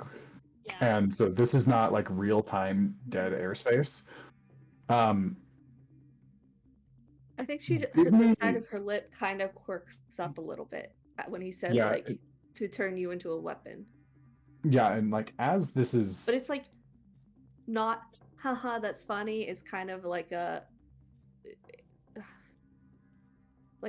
here we go again type of I've done that. look. Yeah, been there, done that. I'd say like kind of in the background, Margo, you can hear that he's continuing talking in real time when he's talking inside your head as well. So Dro, what's your passive 17. Insight 17. Okay. Do I need to roll a deception or well? I Oh don't yeah, think she'd be compete hiding any against the expression. charisma She caster. doesn't. Dro, you don't notice this. Real time, Korlak continues to talk, and you hear him say something to the effect of, the event that we try to open up a graft, and if it were to fail, ripping a hole across the planet into pure unadulterated space is quite likely. So I would prefer if we Can did. Cressida roll an Arcana check on what he's saying? Oh yeah, go for I it. was gonna say Is she Dro like- was is she- curious when he Her, like, said to she's- forget. Mhm. So Yeah, he's providing. Fuck. Cressida! it's still a 15. He's Jesus he's providing a quite reasonably understood, or like a quite Mhm. reasonable explanation for it. It's just, above table. It's different than what Margo's hearing. Right. So Dro would have been curious, and then as he started to explain, be like, sure, he's a smart one. Oh. Yeah, it's like, yeah. From what you saw in the trial, This guy's magically obviously studies a different field of magic, but he's on Yeah, par and it's a with Cressa. conjuration spell, not an abjuration spell, so that makes sense that Cressa is gonna accept his level of Mhm. wealth of knowledge on that As over he's hers. talking out loud too, Tharok is just like so confused on what he's saying right now. It might as well be speaking a different language. Is that common coming out of your mouth? Well, I suppose we don't want to rip a hole through the planets. Closing the graft, though, would be good information for our allies if they go to face fire, though. Would you not agree? It's like,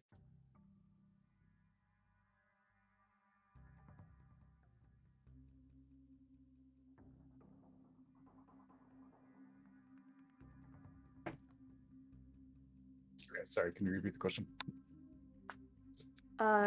She said, basically, yeah, sure, whatever you say is fine, but we still need to teach people how to close grafts, right? For our Yeah. allies fighting fire. That's Yeah, kind of what she said. to which he says, it's like, yes, absolutely, that would be like a global boon.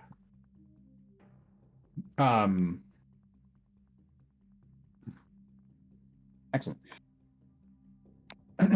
And Albiadala, interesting. So, with this in mind, the ability to close a craft with that in tandem with the device that was spoken about for Hasport's ability to track graphs around the world, those two in tandem could become a detection and non-factor combination, so that we can essentially cut Fire's newfound knowledge of how to harness the graphs off. That would severely, if we can mobilize people fast enough to cut those moments off, that would become a very large boon to stopping their reinforcements and stopping them from being more powerful than they already are.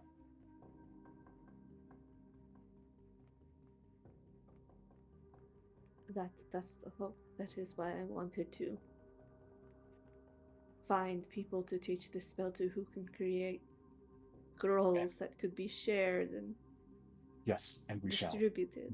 What you are describing is a massive enterprise that does not belong in this conference room. We shall. We are on the same page with you. But if you start demonstrating here, it won't do 90% of the people in this room any good.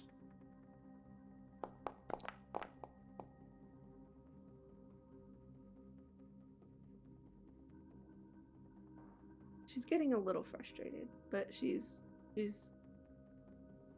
under control right now.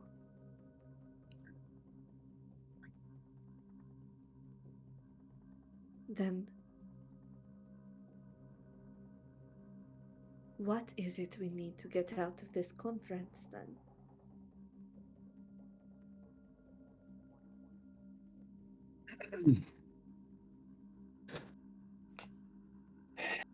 We are here, and Gusma stands up. We are here to decide our personal direction as the chapter.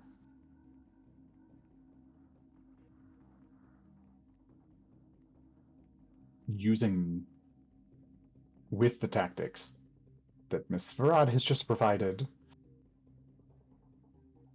that sounds like it could be one of the avenues to stop Fire's current momentum, or at least trying to stop it. Mass distribution of a spell that could close graphs could be a key turning point.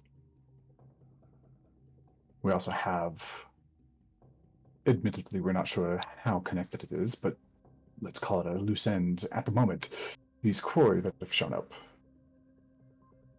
We are currently lacking a bit of information about what's happening on the other side, so it's difficult to currently make a fully informed decision. We are seeking out information in that respect so that we can make that decision. Maybe we could use if we passport's device detects grafts, but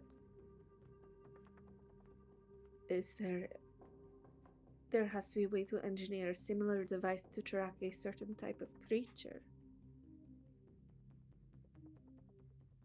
There are spells that do that. Over nations?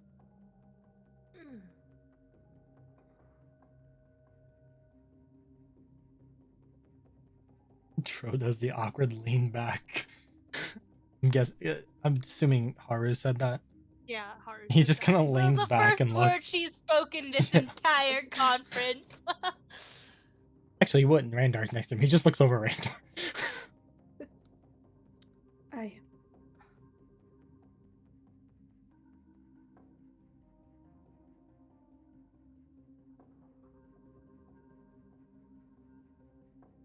What else do you need to know? What more can I offer this conference to help inform a decision? I believe your contributions have already been stated, Ms. Farad, and I'm not saying that to underplay them at all. You've given us a valuable bit of information that needs to be evaluated simultaneously with everything else. Seems to me that there's a multitude of things happening all at once, and while, natives of this accursed rock, that is fairly normal, there seems to be an uptick in activity. So, let us lay out everything that we have on the table at the moment. What we are going to do is figure out what this chapter wants to do, take that to the other chapters, and see if we are then operating independently upon our wishes, or if we have others that will be joining up with us. So, let's go through what we know. Fire is most likely, based on what we know now, going after the seals that reduce their influence on the world. Additionally, we have some sort of new dream-eating things that just come out of the woodwork, the dream work, whatever we want to call it, and those impacts are currently unknown. Aurora's Rest has currently been taken over, and as far as we know is still occupied by fire. We have scouts that have determined that they still have quite a bit of presence there. However, none of the leaders have been seen in a bit of time. No reports have been found since the fleeing of Aurora's Rest. That's not to say that they're not there. They're certainly not on the outskirts keeping watch with the younglings. And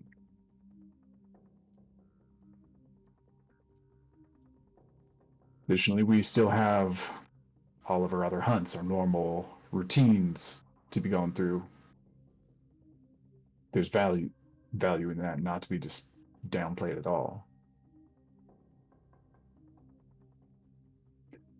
Anything else we can think of? Oh yeah, and multiple places in the world have been attacked all at once. We are starting to get a few more confirmations as time goes on. The Nuok messengers have slowly started to begin circulation again.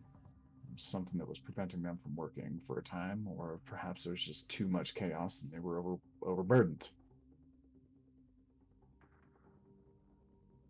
Now, anything else that we want to add to the list of things that we are currently evaluating here? I say that to open table.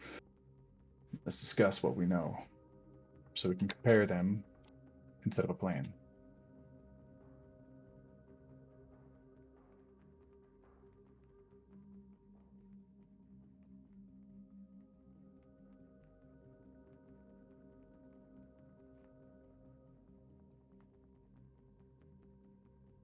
guess Dro just kind of chimes up and looks at the people from Aurora's Rest and then to this council.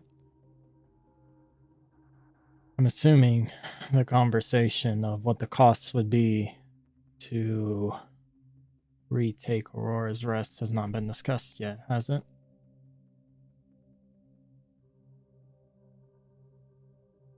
Are you referring to the previous comments of like what the compensation would be if they were to spend their forces taking it back? Gesma speaks up. Or rather, it's actually Black Moon and Thornvale. They kind of look at each other.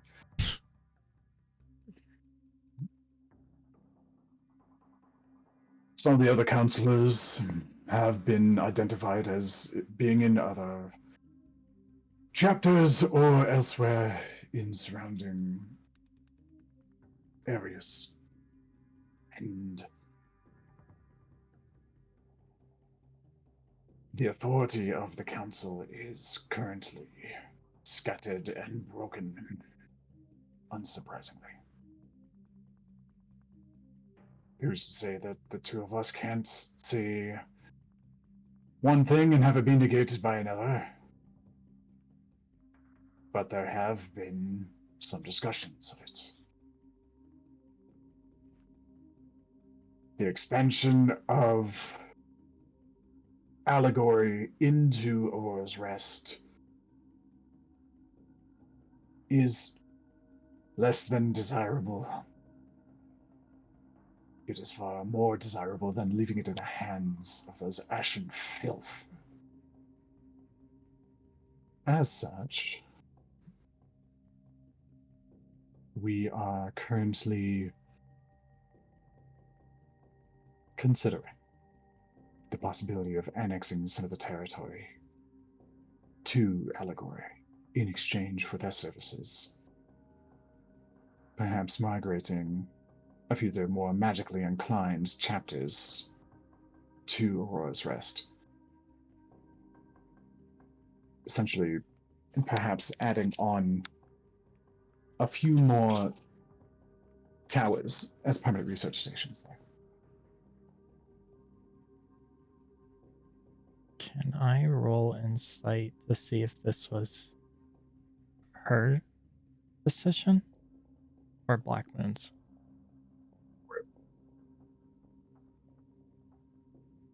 Which one's not going to screw me? Okay. 22.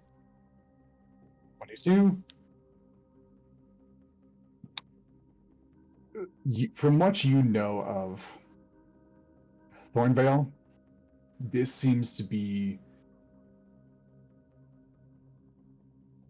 partially driven by, like, she's trying to bring the cost of this excursion away from the people and the residents as much as possible, and putting the burden on the city itself, or the Athenium itself, and Albiadala as one of the representatives, here from the 24, and the Athenium is kind of just, she's nodding. She was part of the conversations.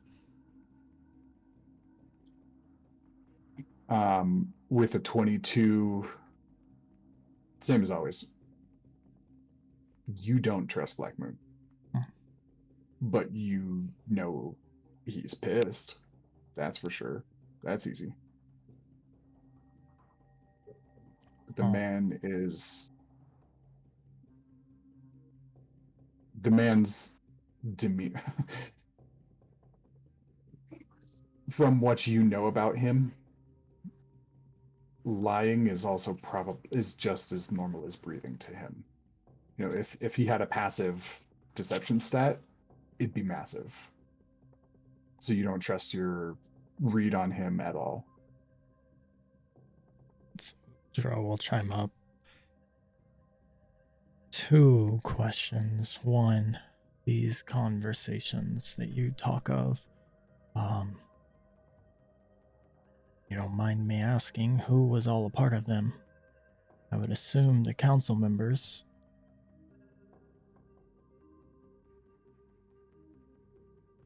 leaders of this chapter,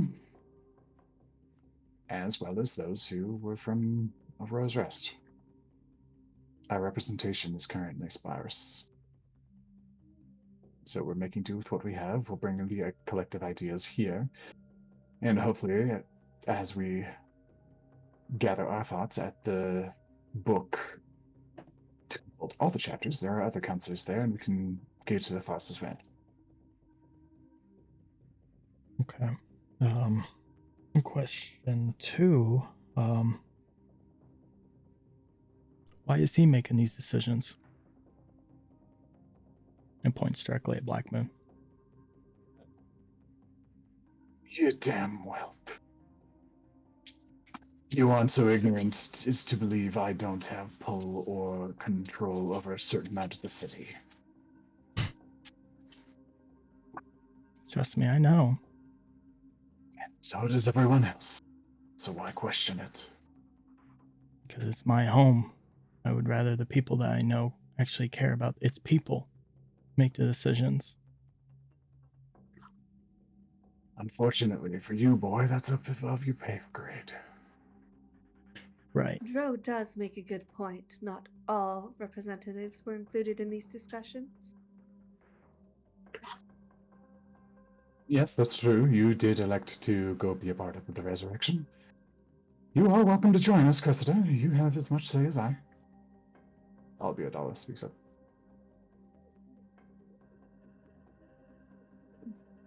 The decision is not final. Broad strokes speaking, we are still in discussion, in negotiations. I think it should impact the negotiations.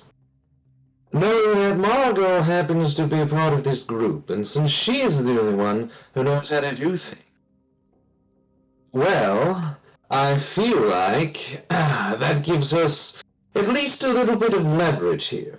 Because if we were to suddenly just turn tail and leave, what are you going to do? Kill the only person who knows how to close these things? Again, I don't think that would happen. Margo looks straight to Koilak with that.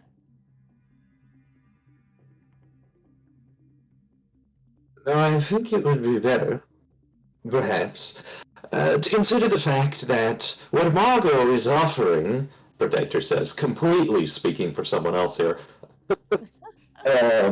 what Margo is offering could be removed from the table if it does not benefit Aurora's Rest and the innocent people she literally died to save.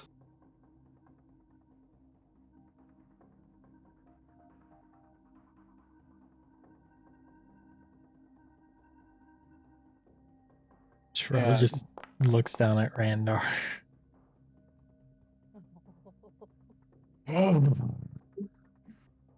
This is why I hate politics. Protector, you have a point. But at the same time, your threat has no merit as no decision has been made about the path to move forward. If we decide that we do want to use Margo's ability to thwart fire, rather than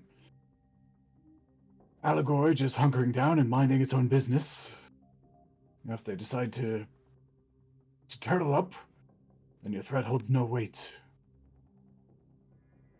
Negotiation happens where there's enough compensation and reason and merit for them to go and try to take Aurora's Rest back and fight back against what fire is doing across the planet.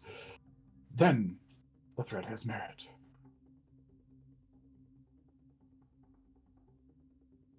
I am simply speaking as the observer here who's spent time in both locations. Tensions are high. It is understood.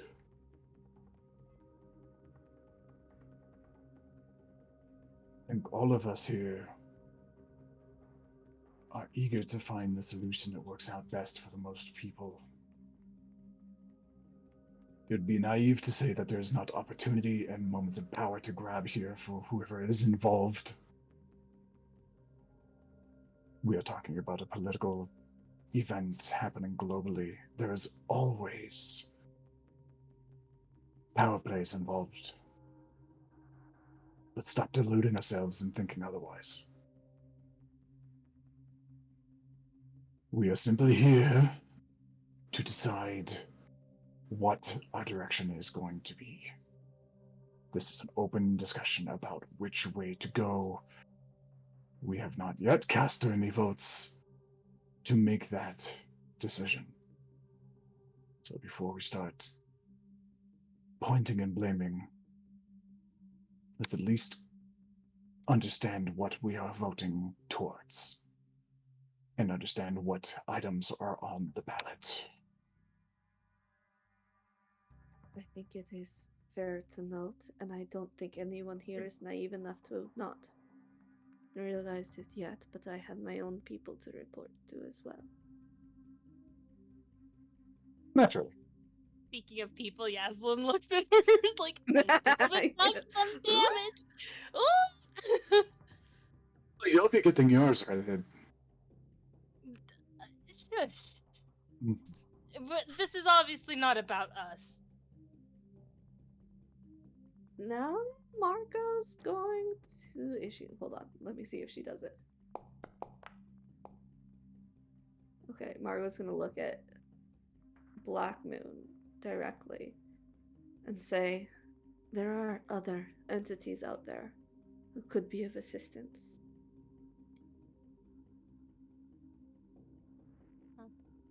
Eon is actually going to intercept on that one.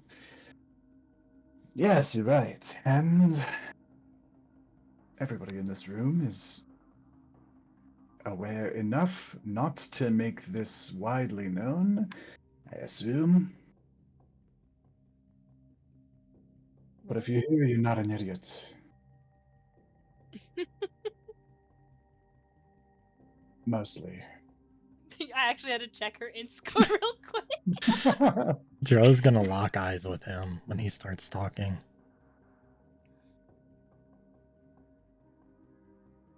I'm here representing as a member of the markets of Aurora's Rest, but of course I am also here as a member of the Crescent Shadow. We too are global, and we too are deciding our responses. I am the representative here. And as I said during the trial, I was a representative from the Empire. Exactly.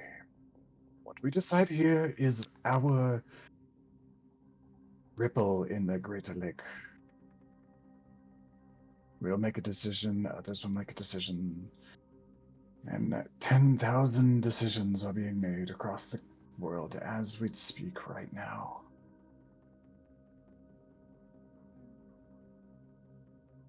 It's difficult for us to predict all of that, so let's focus on what we can for here. We've all got other places we need to report to and check in on. Right, so allow me to bring this back. What is it that we want to do? Let's get the list going.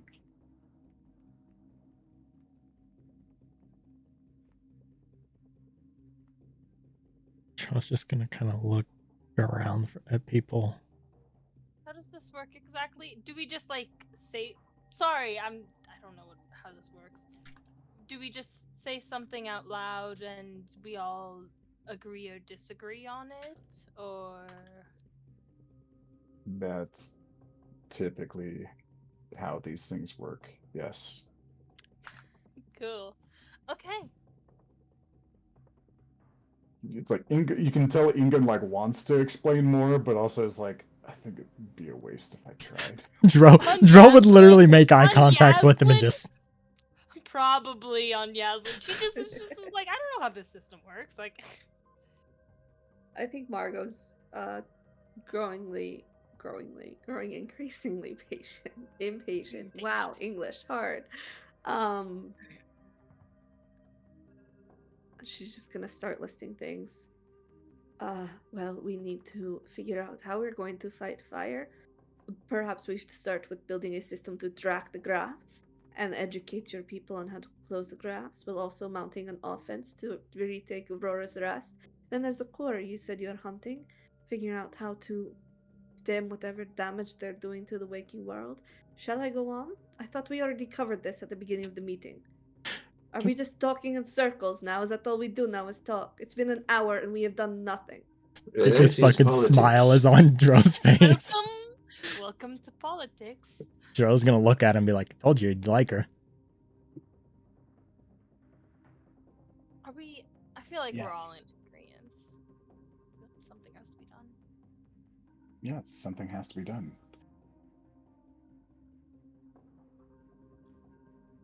I mean, Now, I might be biased, and I would hope a few others would, but if the option to take back Aurora's Rest is on the table, I don't see why not. I guess it's not your resources that are at stake to make that undertaking. That's why you don't see why not. That's why it is an option to not go down that route. I lead tens of thousands of lives, immense wealth, and those are finite resources. I'm not saying it's not the right thing to do, and I'm not saying we're not going to do it, but you are assuming you're acting like it's free and it's not. That's what we're considering here. That's what I'm weighing against. That's why, of everyone in this room, only Randar and I are tied for the largest weight of our word. Because we understand the repercussions from that level. So, the decisions we make, can there be multiple decisions, or is this like we pick one path and we're locked in? Absolutely. Korlak speaks up. That didn't explain anything. Absolutely. Multiple Yasmin is like, decisions. what is happening? Huh? Multiple decisions can be sanctified, and if they ultimately become one larger grand plan, then fantastic. Okay, so like deal with fire. That's vague. We need specifics about how to approach that. That's what we're talking about now. They're using the graphs, so maybe actually researching them. Building Hasport's sensing device and educating on closing the grafts seems like a feasible first step in your plan. Dro just points at Margo. That. That. Yaslin is also like that. That's what I was I trying don't to say. know how much more minute you need me to get. Do you want a list of resources? Do you want a schedule of teaching? I don't know what you're asking of me here. Of us here. The question, it seems like to me, has been answered multiple times in multiple ways. Ingun slowly stands Sorry. with his hands on the table. Miss Varad, with your background in the Empire, you understand what it takes to move an army, to supply them, to order them to march into battle, and expect many of them are not coming home to their loved ones. Have you forgotten all that training? I have been fighting a war for years. I know exactly what it takes to fight one. With your own life on the line. What about others? What about hundreds or Complaining. thousands? You keep complaining that our responses are vague, and then you provide that as a basis for your argument. I am asking you what more you're asking from us. What specifically do you think to get from this meeting? Because I see us just sitting here talking and talking and talking. I know that it is a massive resource and personnel requirement to move forces, but I also know that that starts on the ground, not in a conference room. It starts with training the soldiers, acquiring the equipment, preparing them for what they are to face. We can play what ifs for eons. But we never commit, then we will just keep talking. Troll just kind of put his hand up. We have been throwing this around that we will use the possibility of using Allegory's resources. Why not reach out beyond here? I mean, if other locations were attacked, there's gotta be people that want to fight back. So trust me when you say the responsibility of lives in your hand.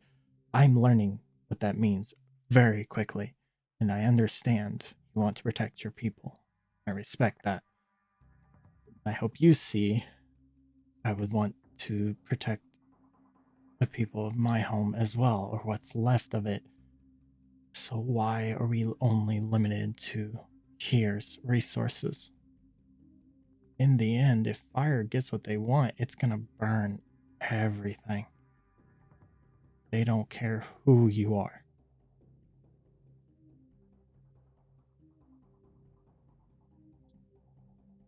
Roll a persuasion check, Drew. Why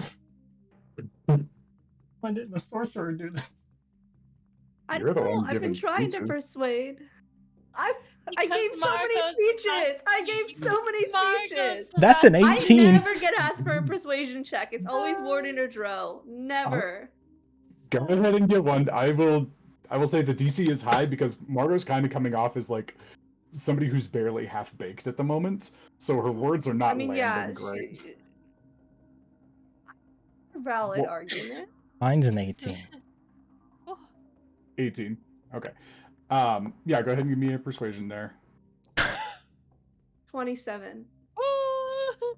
Half baked, but on fire. I think Joe would also add, I mean, this group alone is a mixing pot of individuals from the Empire, from Aurora's Rest, and from all over. Why not add more into it? We talk of building an army, we need resources, and nothing says we're limited to here. I actually said that earlier. Lords and other temples south of us. Troll just kind of points to protect. I mean, we did mention the other elements.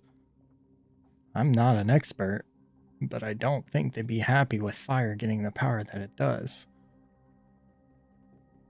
And we did run into wind and earth's Jinn. We encountered fires at Rippletop. And they were fighting against fire at the time. As you say this, like, Albiadala's face is like, just as her sentence continues, her, like, you can see the mind blow, like, actively, like, I thought we washing across explained her this all face. to her already. Oh my gosh, I they're don't- like. We didn't they didn't can see- mention the air and We earth. Oh, okay, We okay. didn't Yeah. say anything about the other elements. The only thing about air is protector. That's all we said. Yeah. So like you're talking about like, yeah, like all the jinns were in like one spot for a minute, and she's or like half the world's jinns were in one spot for a second, and she's like, Tro's gonna turn and look at her. We can talk about that later. yes, we will. And Gesimus kind of steps up and like puts a hand on Ingun's shoulder, and he sits down. Allow me to diffuse the situation. There's something that you do not seem to be understanding currently. You're right. This is a global event. You're right. It seems like everything is being affected by this. You're right. This is a threat. Unlike anything that we've seen in recent history, this is the largest global event in any Korlak. And he kind of like perks his head up. 117 years. we've had what- some semblance of stability for over a century now, which is rare for this planet. What this is in this conference room today, this is the beginning of a worldwide geopolitical movement.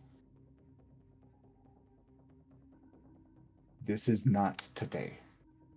What we are talking about right now is the next 10 years, potentially. Maybe more, maybe less. We don't truly know what's going on.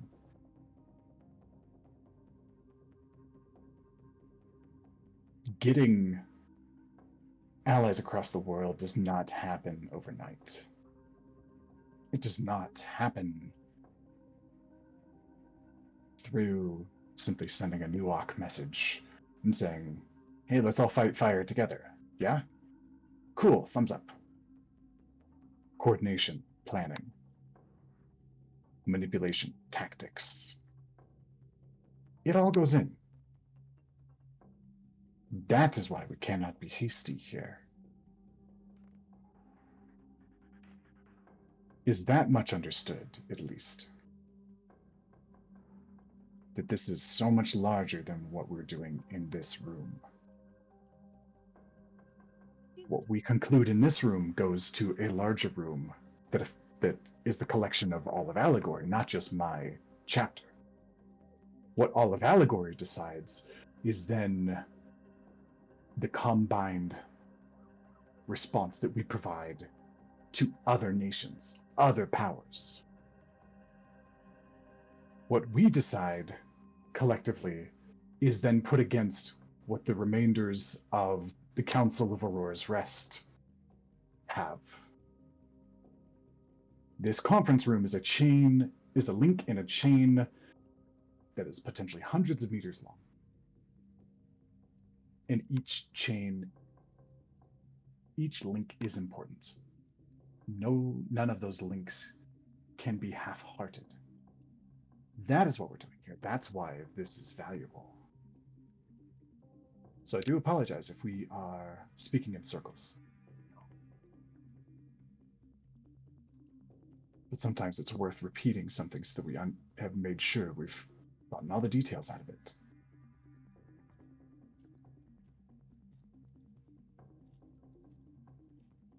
Do we have an agreement on that at least?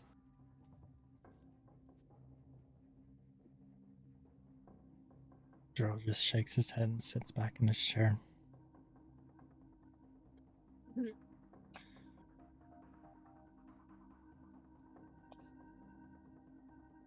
All right. I'll take that silence as a annoyed acquiescence,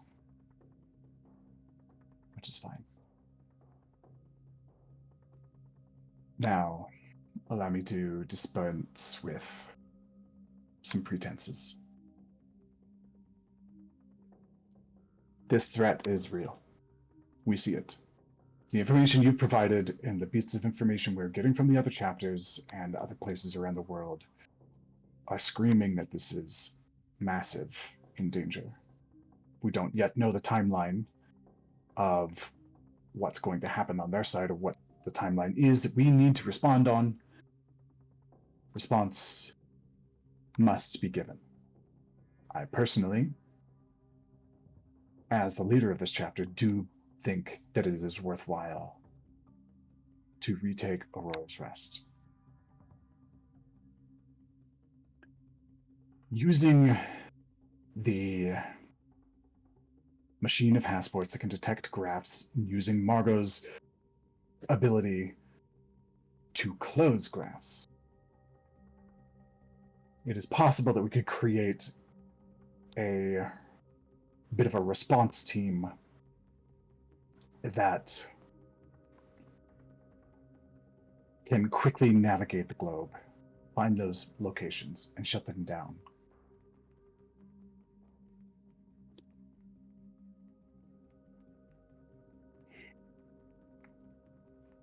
That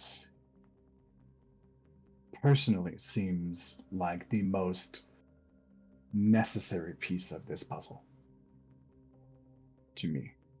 I do not hold all the power here. This is a voting system. Everybody's word will count, some more than others. That's how it works here. But there will be a vote. That, what I just spoke of, retrieving that device as a template for us to make other devices similar to it. That seems valuable, but that is a separate subject than retaking an entire city. One is a potential mission of subterfuge and theft. One is a potentially months-long campaign. If done successfully, infiltration and theft of that device could potentially be swift. That's a question about board. What's up? Cressida knows the teleportation circle into her own tower. Mhm. Would she know it into other towers? Like, would she know Hasport's teleportation circle? Yes, you would have Hasport specifically, Or whatever tower yeah, is like nearest to Hasport. Or how far away was her tower from Hasport's, I guess, is another good question. yeah, like how close could she get them? magically speaking, you've got a list of contacts that have teleportation circles that you're familiar with around the city. You would have to see which ones. Actually, give me an Arcana check on that. Because we're pretty sure hers is still active, but we don't know what kind of seals are around it because of her wife. So maybe another circle would be better. 32. What the fuck? With the current situation, with having sat on it for a few days, yes, because it's connected to your wife's tower, you don't know the state of your current one. You don't know if it's possible to get into yours because of what your wife deployed. If you did get into yours, you don't know if it's possible to get out of your tower. Inside, yeah. You also don't know, and you understand that Fire is smart enough to understand where they were attacking, and you probably even saw some of this while you were running away from the city. They were destroying teleportation circles. They were messing with teleportation circles.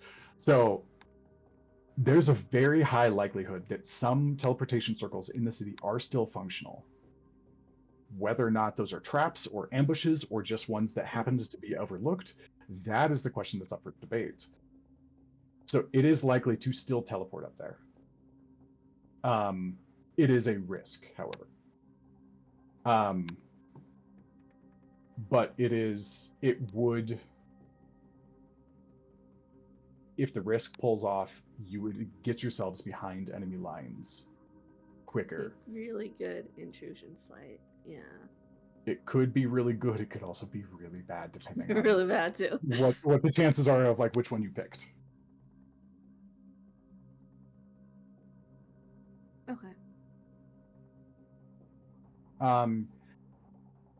As far as you having Hasport's direct teleportation coordinates, I think yeah. But like, if it's not destroyed, if it's been destroyed or not is a question. Yeah, and I don't think you've attempted the mental tally. I think you have to get fairly far into that spell to be able to make that connection, and you haven't been realize that it's broken. Yeah, you haven't been speed dialing teleportation circles over the last few days. Yeah, I think Cressida will speak up and say, if I'm given some time, I can test the circles in Aurora's Rest to see which ones are still active. Keeping in mind that the active ones outside of the one within my tower or my wife's tower are likely trapped or watched. Regardless, those could still be points of intrusion, if done right. But we need to know which ones are active and which ones aren't first. To do that, I would need a few days to test them. Reconnaissance. Easy enough to go for that. So I shall put this to the vote first. I am saying we separate the two objectives of taking Aurora's Rest back as a city versus getting that device and using it to stem the bleeding or to staunch the bleeding worldwide. They have an established power and foothold there currently. What I do personally not want is this to repeat itself in more locations, making them harder to route out. So, I call that idea to vote. So, voting-wise, and Ingun kind of explained this, I'll just run it again. Each of you has a vote associated with the rank that you have inside of the city. The higher your rank, the more weight your vote counts for. I I'm think clicking Cressida on the will wrong speak up program. at this point and say, "It seems unfair that the individual who brought us all the information we needed for this vote is not ranked and does not get their vote to count in the same manner as the rest of us."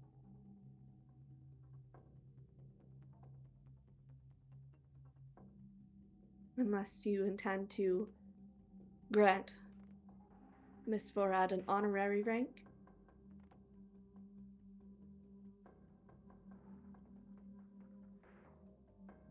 For this purpose, it does make sense. We bypassed it simply due to timing and necessity.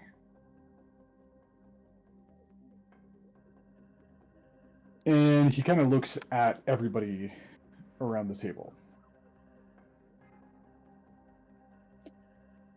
Randar, you've spent time with Miss Farad, correct? I have. Where would you place her after seeing her abilities? She's frankly capable of some of the most complex magic I've ever seen. Things that I do not understand.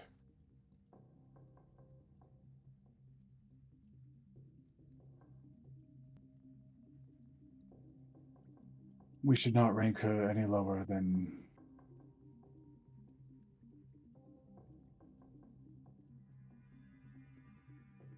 sorry, I'm just formulating in my head.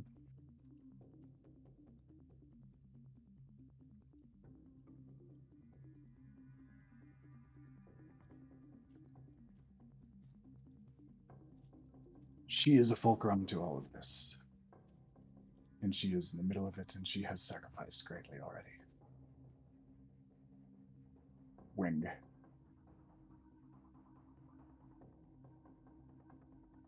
Wing it is.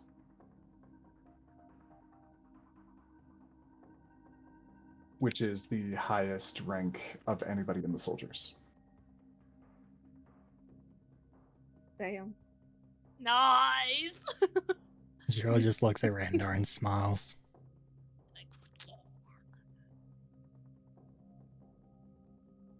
You hear under his breath. There's a fair assessment. Just kind of nod in agreeance. Now,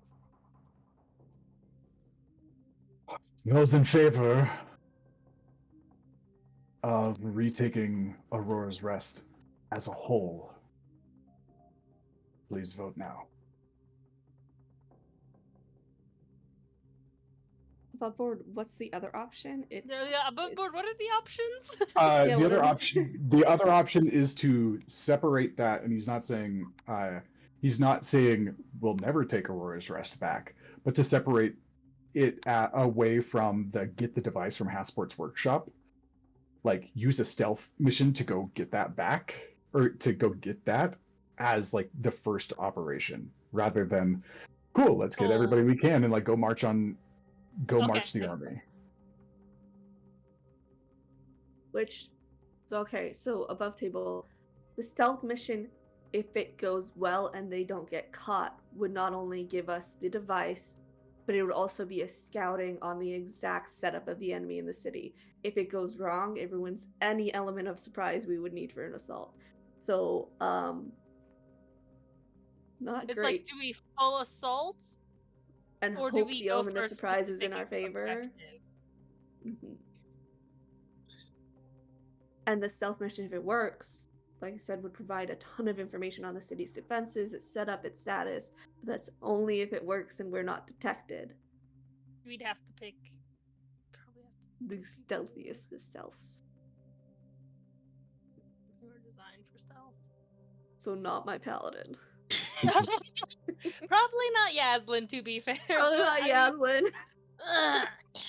Actually, We let me don't look have rogues. Wait, do we not have a single rogue in our party? We have so Protector's a many ranger. characters and not a single rogue. Might have to build my third, just rebuild my third character into a rogue. I'm like, okay, We might have a do problem. have Pass Without a Trace, though. We do, and we have a ranger, and rangers are pretty sneaky when they're sober. Yes, Protector is a extremely stealthy person and is more than capable of making it through places. We have two I mean, when we were uses. getting chased by the guards, he just changed his he carapace disappeared color into and the then ether. they're just Yeah. gone. We have two Really, uses of Pass Without a Trace, don't we? Because doesn't Protector have it? Or am I Yeah. crazy? Okay, so yeah. So we have two people that can use it. And to based on this, Gutsmith continues to talk. To elaborate a little bit more, those that understand how to fight fire would be employed for the retaking mission. Those who could strategize widespread about how best to bring them down in mass would start working towards that. And in that regards, he looks over to like Thorak and Delphine, like and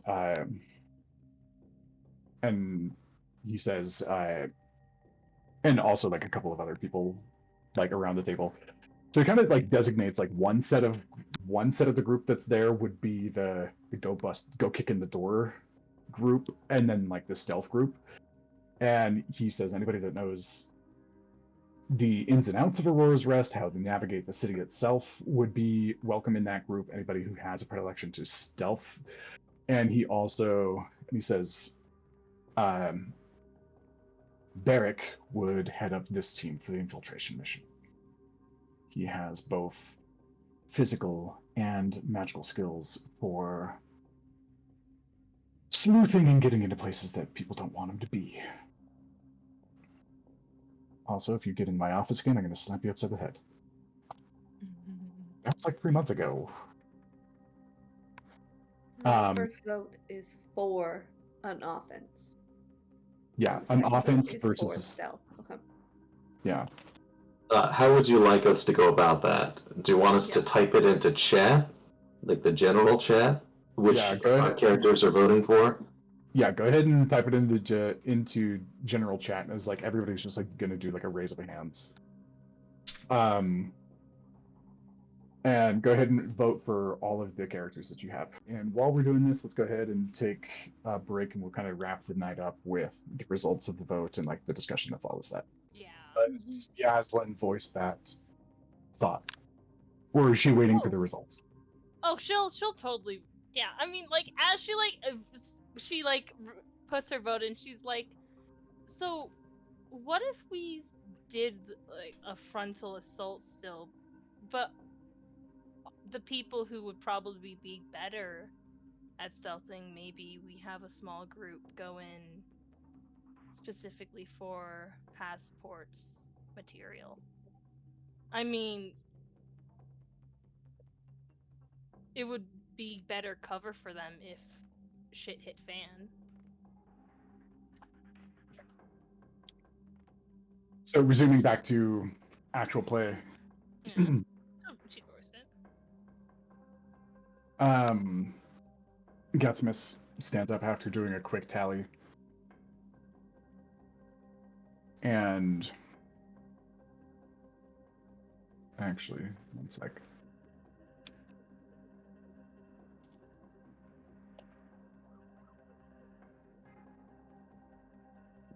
Come on, brain, keep up. Where am I going? There we go.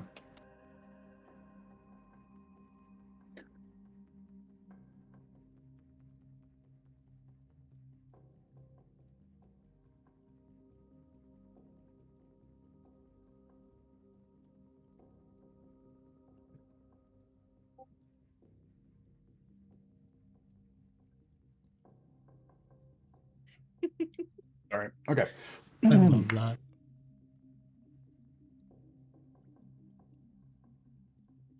Getsmus does a quick tally. Right. So, well, assault 160 votes. Stealth 279.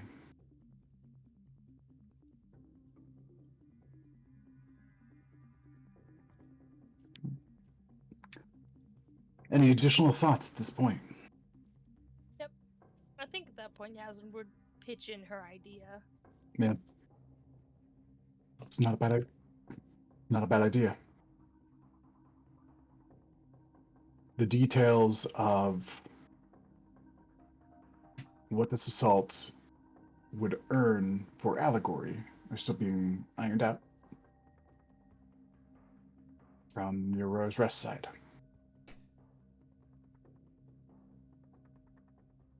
I think we can call on many of our forces from this chapter and from others. To be completely transparent, I think the threat of this is too obvious and they are barely above our northern border.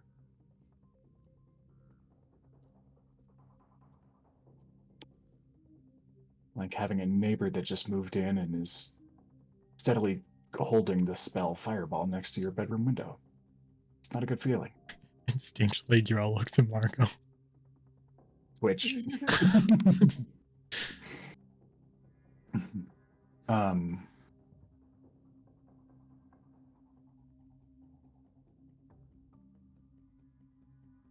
and on a personal note,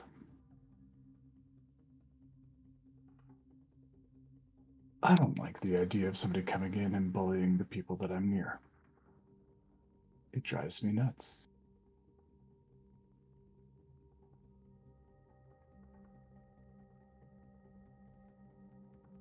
Unless anybody is opposed.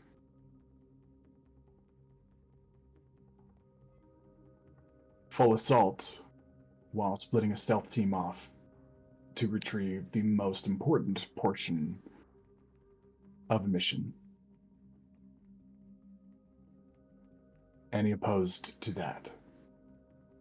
This would be a quick and rapid response, not a full campaign. More like something to march up there, punch him in the nose, gather intel, probe their strength, and back off. Well, I'm no military strategist or anything like that, but if we go with a force that is not very big, do you think that they'd be able to see that and think that it might be a diversion?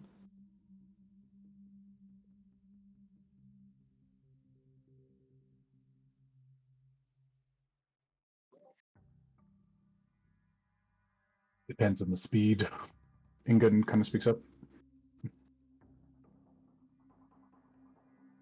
If we wait for months and then send up a smaller squad, that'd be pretty suspicious. However, if we're doing it just a few days after things have started to collect and settle here, that timing should be just about right. Not to play devil's advocate here, but I need time to detect operational teleportation circles in the city. Unless, of course, the other 24 can help me to narrow down that time, but it's not a quick process, and I can only do it so many times a day. To gather as many as we can who would have understandings of the teleportation network. Your porters, whatever ones we can find, we will grab. And most likely you'll have to do it on the move. Okay, we can do that. Charles is gonna chime up. I'm hate to ask a quest here, I assume you all have resources to get a communication out. What kind of communication are you referring to? We have this talk of a full frontal attack, distraction, in a smaller group stealth operation. Myself is fond, more lenient to stealth, and can say I'm fairly excel at it. We had a previous companion of ours who even exceeded beyond my abilities. He left Aurora's Rest before everything happened and made his way to Dent. I ask. Quick fact check. He did not go to Dent. He went on ahead to the library. He went on ahead to the Guild of Knowledge. Oh, the Guild. Yeah. So backtrack. He'll say that. And if there is a stealth team, I would request, if feasible, to try to recruit him to that. As he, and I think, Yaslin and Margo and Protector can vouch, be a very essential asset.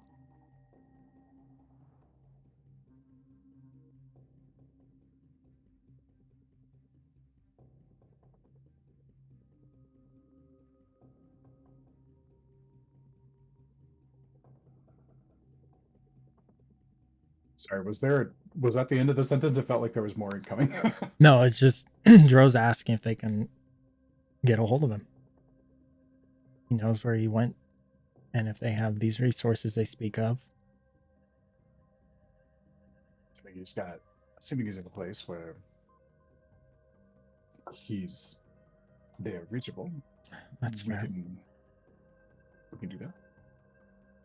Especially if you think they'd be a help on retrieving this device.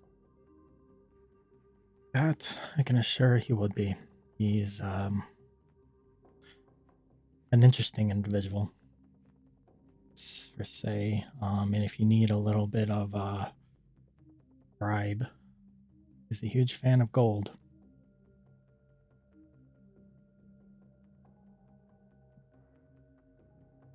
Gold can be arranged.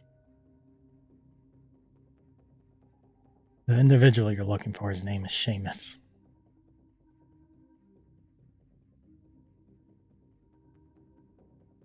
Come speak with me afterwards and we'll get that set up. You'll kind of see Dro sit and kind of smile a smile that you would see somebody who hasn't seen someone in a long time. The possibility of seeing him again.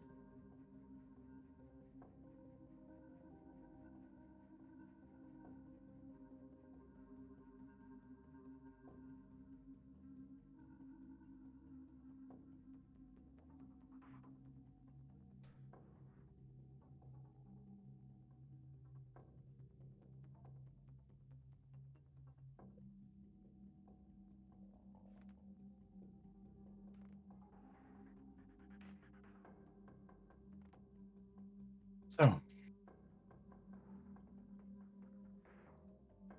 any opposed or final ideas here?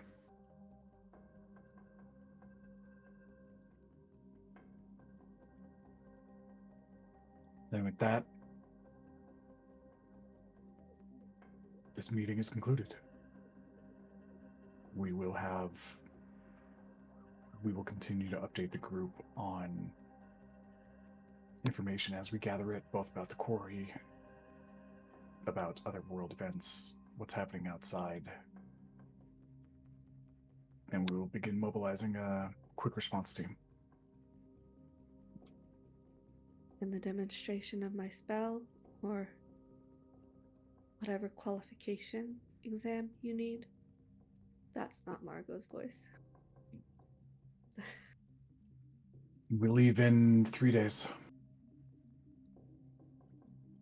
3 days to gather up as much support as we can and head out. Protector, Yes. we'll be utilizing just about every ship we can to get ourselves up to Final Fletch. I was expecting this question. Yes.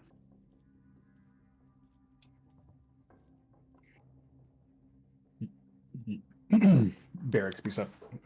Your evaluation will be taken care of in those 3 days' time. As we are gathering support, we will start with our most competent supporters to start to learn the ideas behind your spell, Miss Farad. This is multifaceted.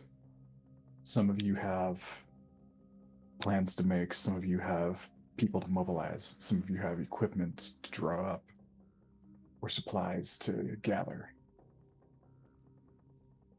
It's time you all go do what you're good at. We'll go see if we can't put a dent in a fiery empire by the end of the week.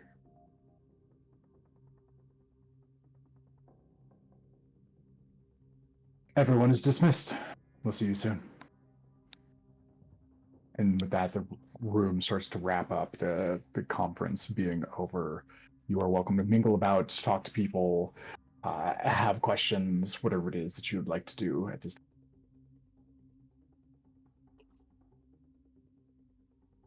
Delphine just stretches next to Yaslin. Honestly, Yaslin, girl. well, you know, I am a little envious, but maybe there's some time later. Oh, there certainly is. I mean, you took on the big guy, but I want to really test your mettle. Well, I look forward to seeing what you have to offer in a fight. This is gonna be so fucking cool! Though it might have to wait a little bit, I do need to talk to a couple of people. Sure, you know where to find me. If you're looking, course. look for the Holy Squad. That's where I am. She just winked at me? Yes, she did. What is that? Looks at Dro. I'm being flirted with by a paladin. Paladin. Yaslin, as you see her like walk away and turn back to Dro before you can do anything else. Oof, oof. Fuck. 2 hands on your shoulder. Well, that's my cue. Guys, I will talk to you in a bit. Time to face the music, Pipsqueak. Okay, I'm not so much of a pipsqueak as I was, okay? Yeah, you're still smaller compared to me. That's what I'm talking about. Let's go. I'm small compared to everyone in our... Margo's looking up at her as she says that. Right. And Maldia, the white-furred one, she's about the size as Yaslin. And then So I'm not Rollick has like a solid 8 to 10 inches on top of her. Jesus. Margot's Yaslin's about like slightly above average for a woman's height. I think she's like 5'8", right? I think she's like 5'8". I mean, Yeah, she's like a little shorter than the 6 foot mark. I think I remember. Yeah, she's a little shorter. Yeah, and Rollick is like halfway into 6 feet. So he's even taller than I am. Not that 3 of you have met me in person and know how tall I am. Yeah, I'm like 6'4", guys, if nobody knew that. Oh, shit. Yeah, I'm huge. Yeah. Okay, so the 2 colonies start to escort Yaslin out by the shoulders, not really giving her an option to like shift and bail. No Both of- more dilly-dallying this both of them conversation. are kind of like digging their fingers into your shoulders, like enough to cause like a little bit of pain and pressure, not enough to like damage you. Yeah. But My grandfather will hear about this. No. who do you think has told us to keep our grip tight when we finally caught you? Fuck. Him. Okay. Okay. Um, I think you see So- Margot's just like pacing and running her hands. It's like anxious to move. She needs to move. She needs to do something. They've been sitting for way too long. She just needs to do something.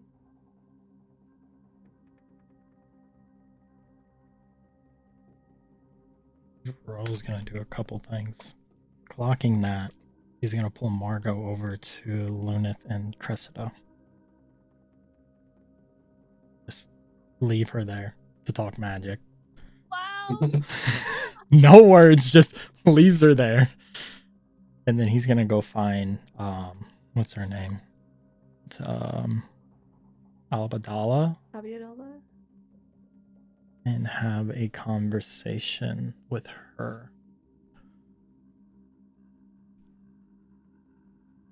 That we can totally wait till next week, because that's gonna be an interesting one. Because Tharok is also gonna do something following up when Dro leaves Margo. I'm really excited for next week now. We have heard what, 2 words from Tharok? I want to hear him talk more. I want to hear him. Yeah, I want to. He doesn't care about any of this magic stuff besides fight, but there was something in the conversation that Interested in Margo. definitely didn't think it was gonna come up anytime soon. I'm not gonna lie. I can't wait. Cressida, are you going to be going on the mission, like the stealth mission one? I am not sure. I may be. We have to define our roles in the mission. I may be the one opening the portal, so perhaps I need to stay in place to reopen the portal to move. It will take some planning, but I will be involved. Do you hate anyone? No, I don't believe. I've lived for quite a while, and I don't believe letting hate sour your heart is worth the time. Especially when most of your friends and companions are short lived in comparison. Okay. I think I want to go on that mission. Okay, are you sure?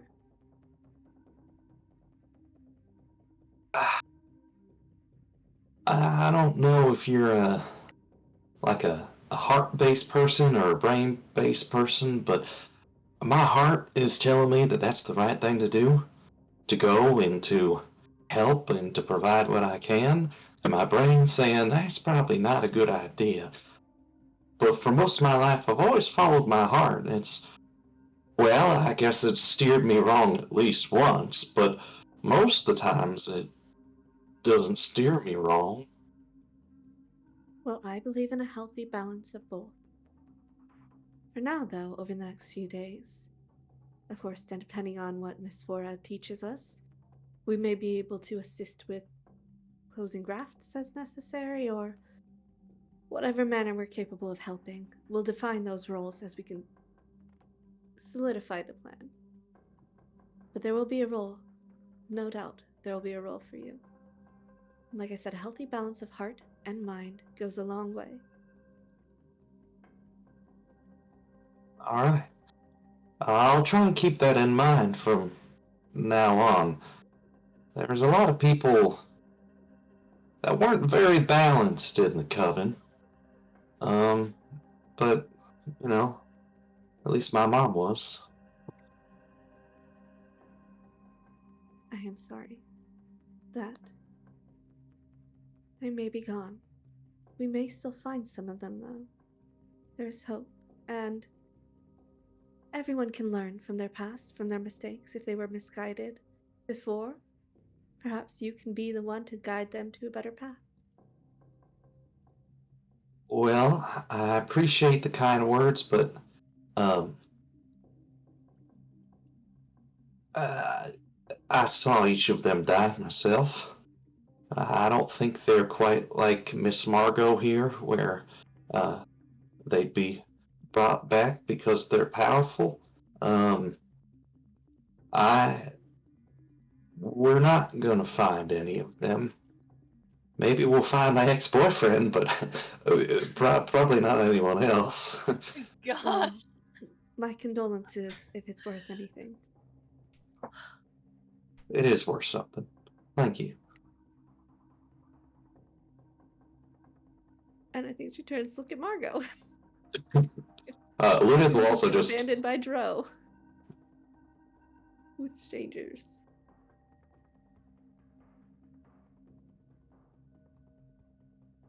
Margo's gonna look at Lunith because she distinctly remembers this teenage girl basically yelling, "You let me die." Oh, yeah. Mhm.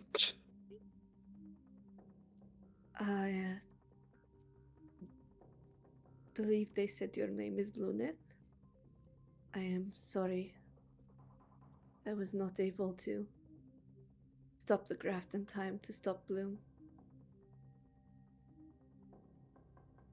Thank you. That means a lot. And I know I yelled that at you, some mean words, and I sent a Grim Reaper after you, so I hope that wasn't too scary, the whole, like, dream soul thing, but I am sad because I lost so much, and I think some of that sadness and anger just kind of came out in that moment. I don't hate you. I don't know you. Not had the opportunity to know you, but I am sorry for if I hurt any feelings. No, you did not. And I understand your feelings, and the Grim Reaper, after fighting living nightmares for years, is really par for the course for me at this point.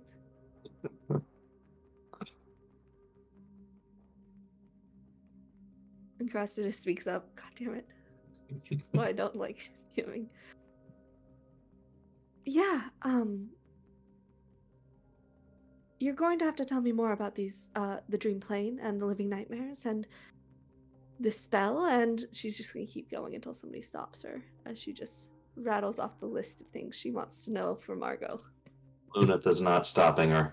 I was gonna say, if it helps, eventually Tharok would come in and Yeah, eventually Tharok's Yeah. gonna come up and stop her. because he doesn't care about politeness. He's just gonna interrupt.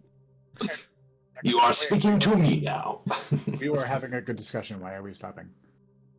I love Coilex there. from Oh going my back. god! If he talks, that dude's about liable to get punched. I imagine when Tharok comes up, Margo will just look at him with relief. Like, thank you for saving me from this moment. We'll see if that lasts. And as she peels away, I imagine Koilek and Cressida just like start like Sharing comparing notes. Yes, yes, yes. Oh gosh. And then we have Lunith there, and we're like, see, like, this is what, oh, I didn't think about it like this. And we're trying to teach Lunith different research styles and research methods. Right. This is the kid that just graduated from like magical junior high and suddenly accidentally found herself in like PhD college. program. Yeah, in like college course, and then like 2 PhD students are like, "Hey, check this out." She was a sophomore in high school, probably taking freshman classes as a sophomore, compared to her sister, who was like, college level by that point.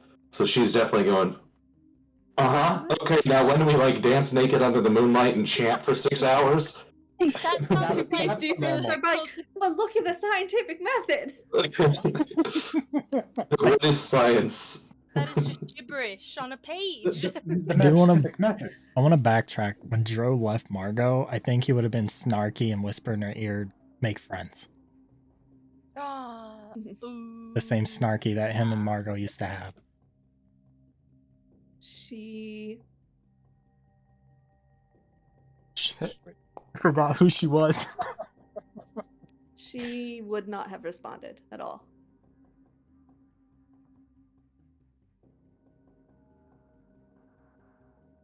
Oh, I'm not looking forward to this conversation.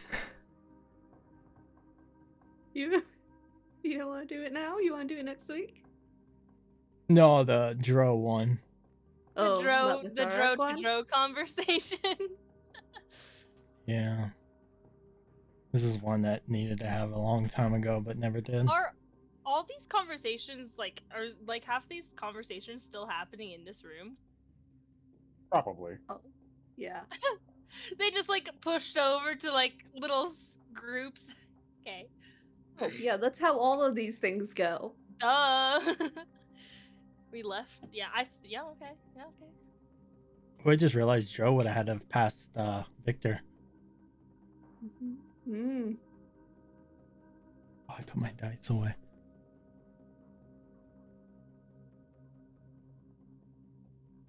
Reach and die. Such interesting dynamics. No, yeah, that's about right. Not obvious. Joe is giving him a dirty look.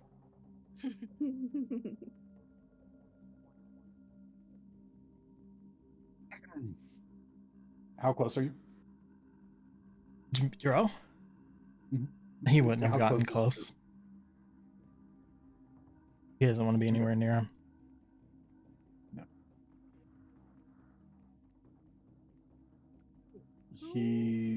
Give me an insight check.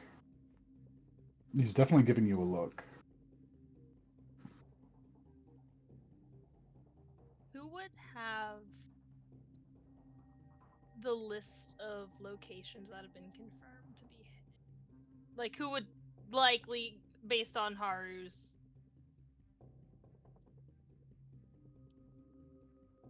watching of the conversation? I still have to get that list formulated in my mind. So I don't have it yet. But the three that have been leading the conversation, so Gesima, Singun, and Barrick, those three are the ones that likely have that information. Okay. I'll have to decide if she actually approves. 21. I love Haru. So Haru's just such a little flower on the wall. She just sits there, quietly observes, and okay. And every once in a while, she puts her small 3-word sent in and fades Again, into the background. Black Moon. This dude is a master liar, master manipulator, and you glare at him, you give him a dirty look, and he looks at you like a board game piece. Ooh, can Margo? No, she wouldn't do it. I'm curious what he was thinking when Margo. She wouldn't have been looking at him. Nope, never mind. There's just a whole thing where Margo's like, "I can open grafts," and Kaliak's like, No, wait. I was wondering what he was looking at her like. Is he looking at her like a new shiny piece of new shiny toy that he can use if he plays his cards right?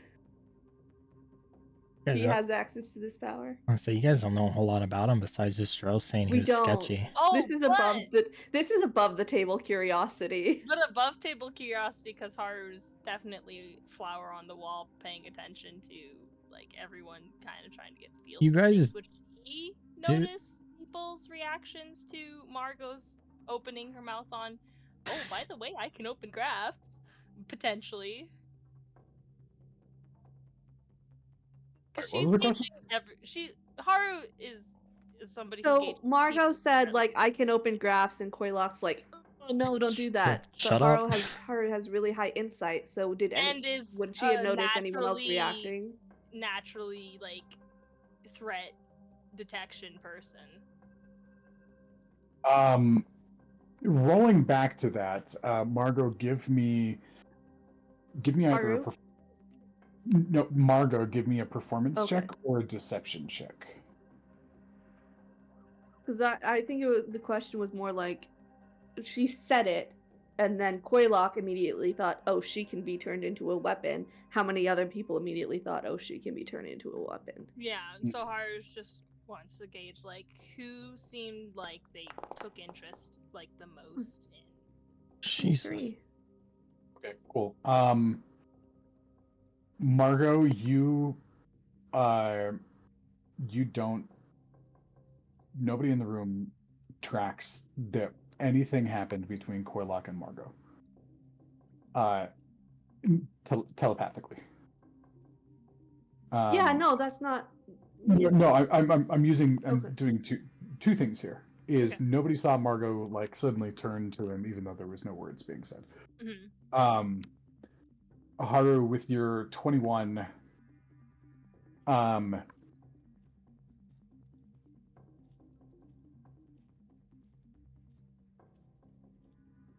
basically everybody.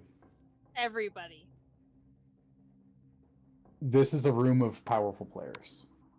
Like, with the Gosh. exception of like, kind of like the three that are still in their red Yeah. tokens, who are like mostly just trainers. Yeah, who are these Um, random people? Well, they're your trainers, and they really don't have a lot to say here, because like they're mostly like a step down, Yeah. but Okay. they're still part of it. But it's like their rank and their hierarchy. They know they don't have enough insider information to provide anything here, but they understand you guys a little bit, so they're like they still had some voice here, and they're being swept up in it. But they didn't have any information from Aurora's Rest. They don't have any specific information from like what's happening inside of Allegory, like with their people that they're sending out to gather intel and stuff. So they kind of know that their place is not to say anything here, but they're still present. So like those three, you get less attention from them, Mhm. but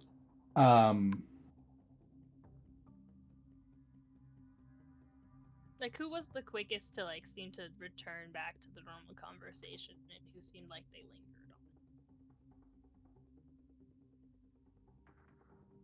on? how to play this? Barrick was very obvious about it. Mhm. Like that piqued his interest like big time, like real fast. Yeah. Keon was much more like sly, like observing. Okay.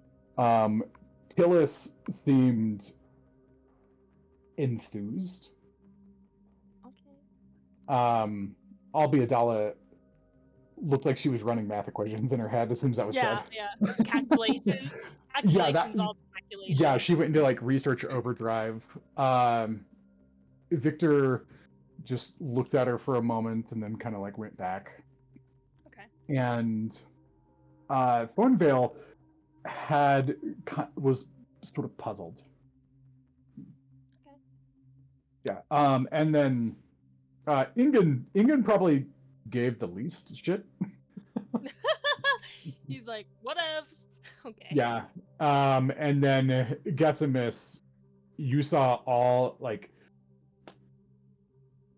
you can gather that Gesimus is incredibly intelligent. He is very, very fast-witted. And you saw like that look of like the wheels are spinning. Yeah. You saw like a new board game piece like land for him.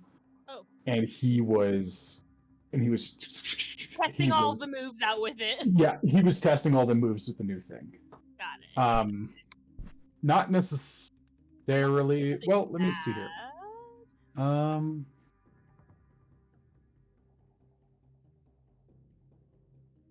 I mean, like, she's also gauged kind of based off of the group around her's reaction in like small things to like certain people talking, like, oh, maybe this guy's a little like Dro, like full on like pointing his finger at Black Moon was like a okay. I can add Arak. If Haru looked at him, he majority of the conversation has been watching Margo, and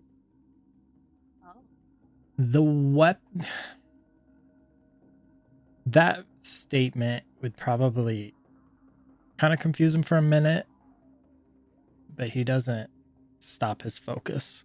But there is a shift, like, oh, but he's not hiding it. How nosy do I want to be in people's conversations? Who? I don't know. We got Margo back, who doesn't know personal Yeah, space. we got Margo, but like there could also be some other juicy conversations being other places. I don't know. A little snoop. I'm scared. She just announced that she could be a very powerful weapon to a bunch of very powerful people. Yeah, Haru's like kind of like I'm gonna be to each their own. Interesting. Okay. I guess she's pretty much like sitting kind of unobstructively out of the way, but also like definitely paying attention to all of the conversations she can hear.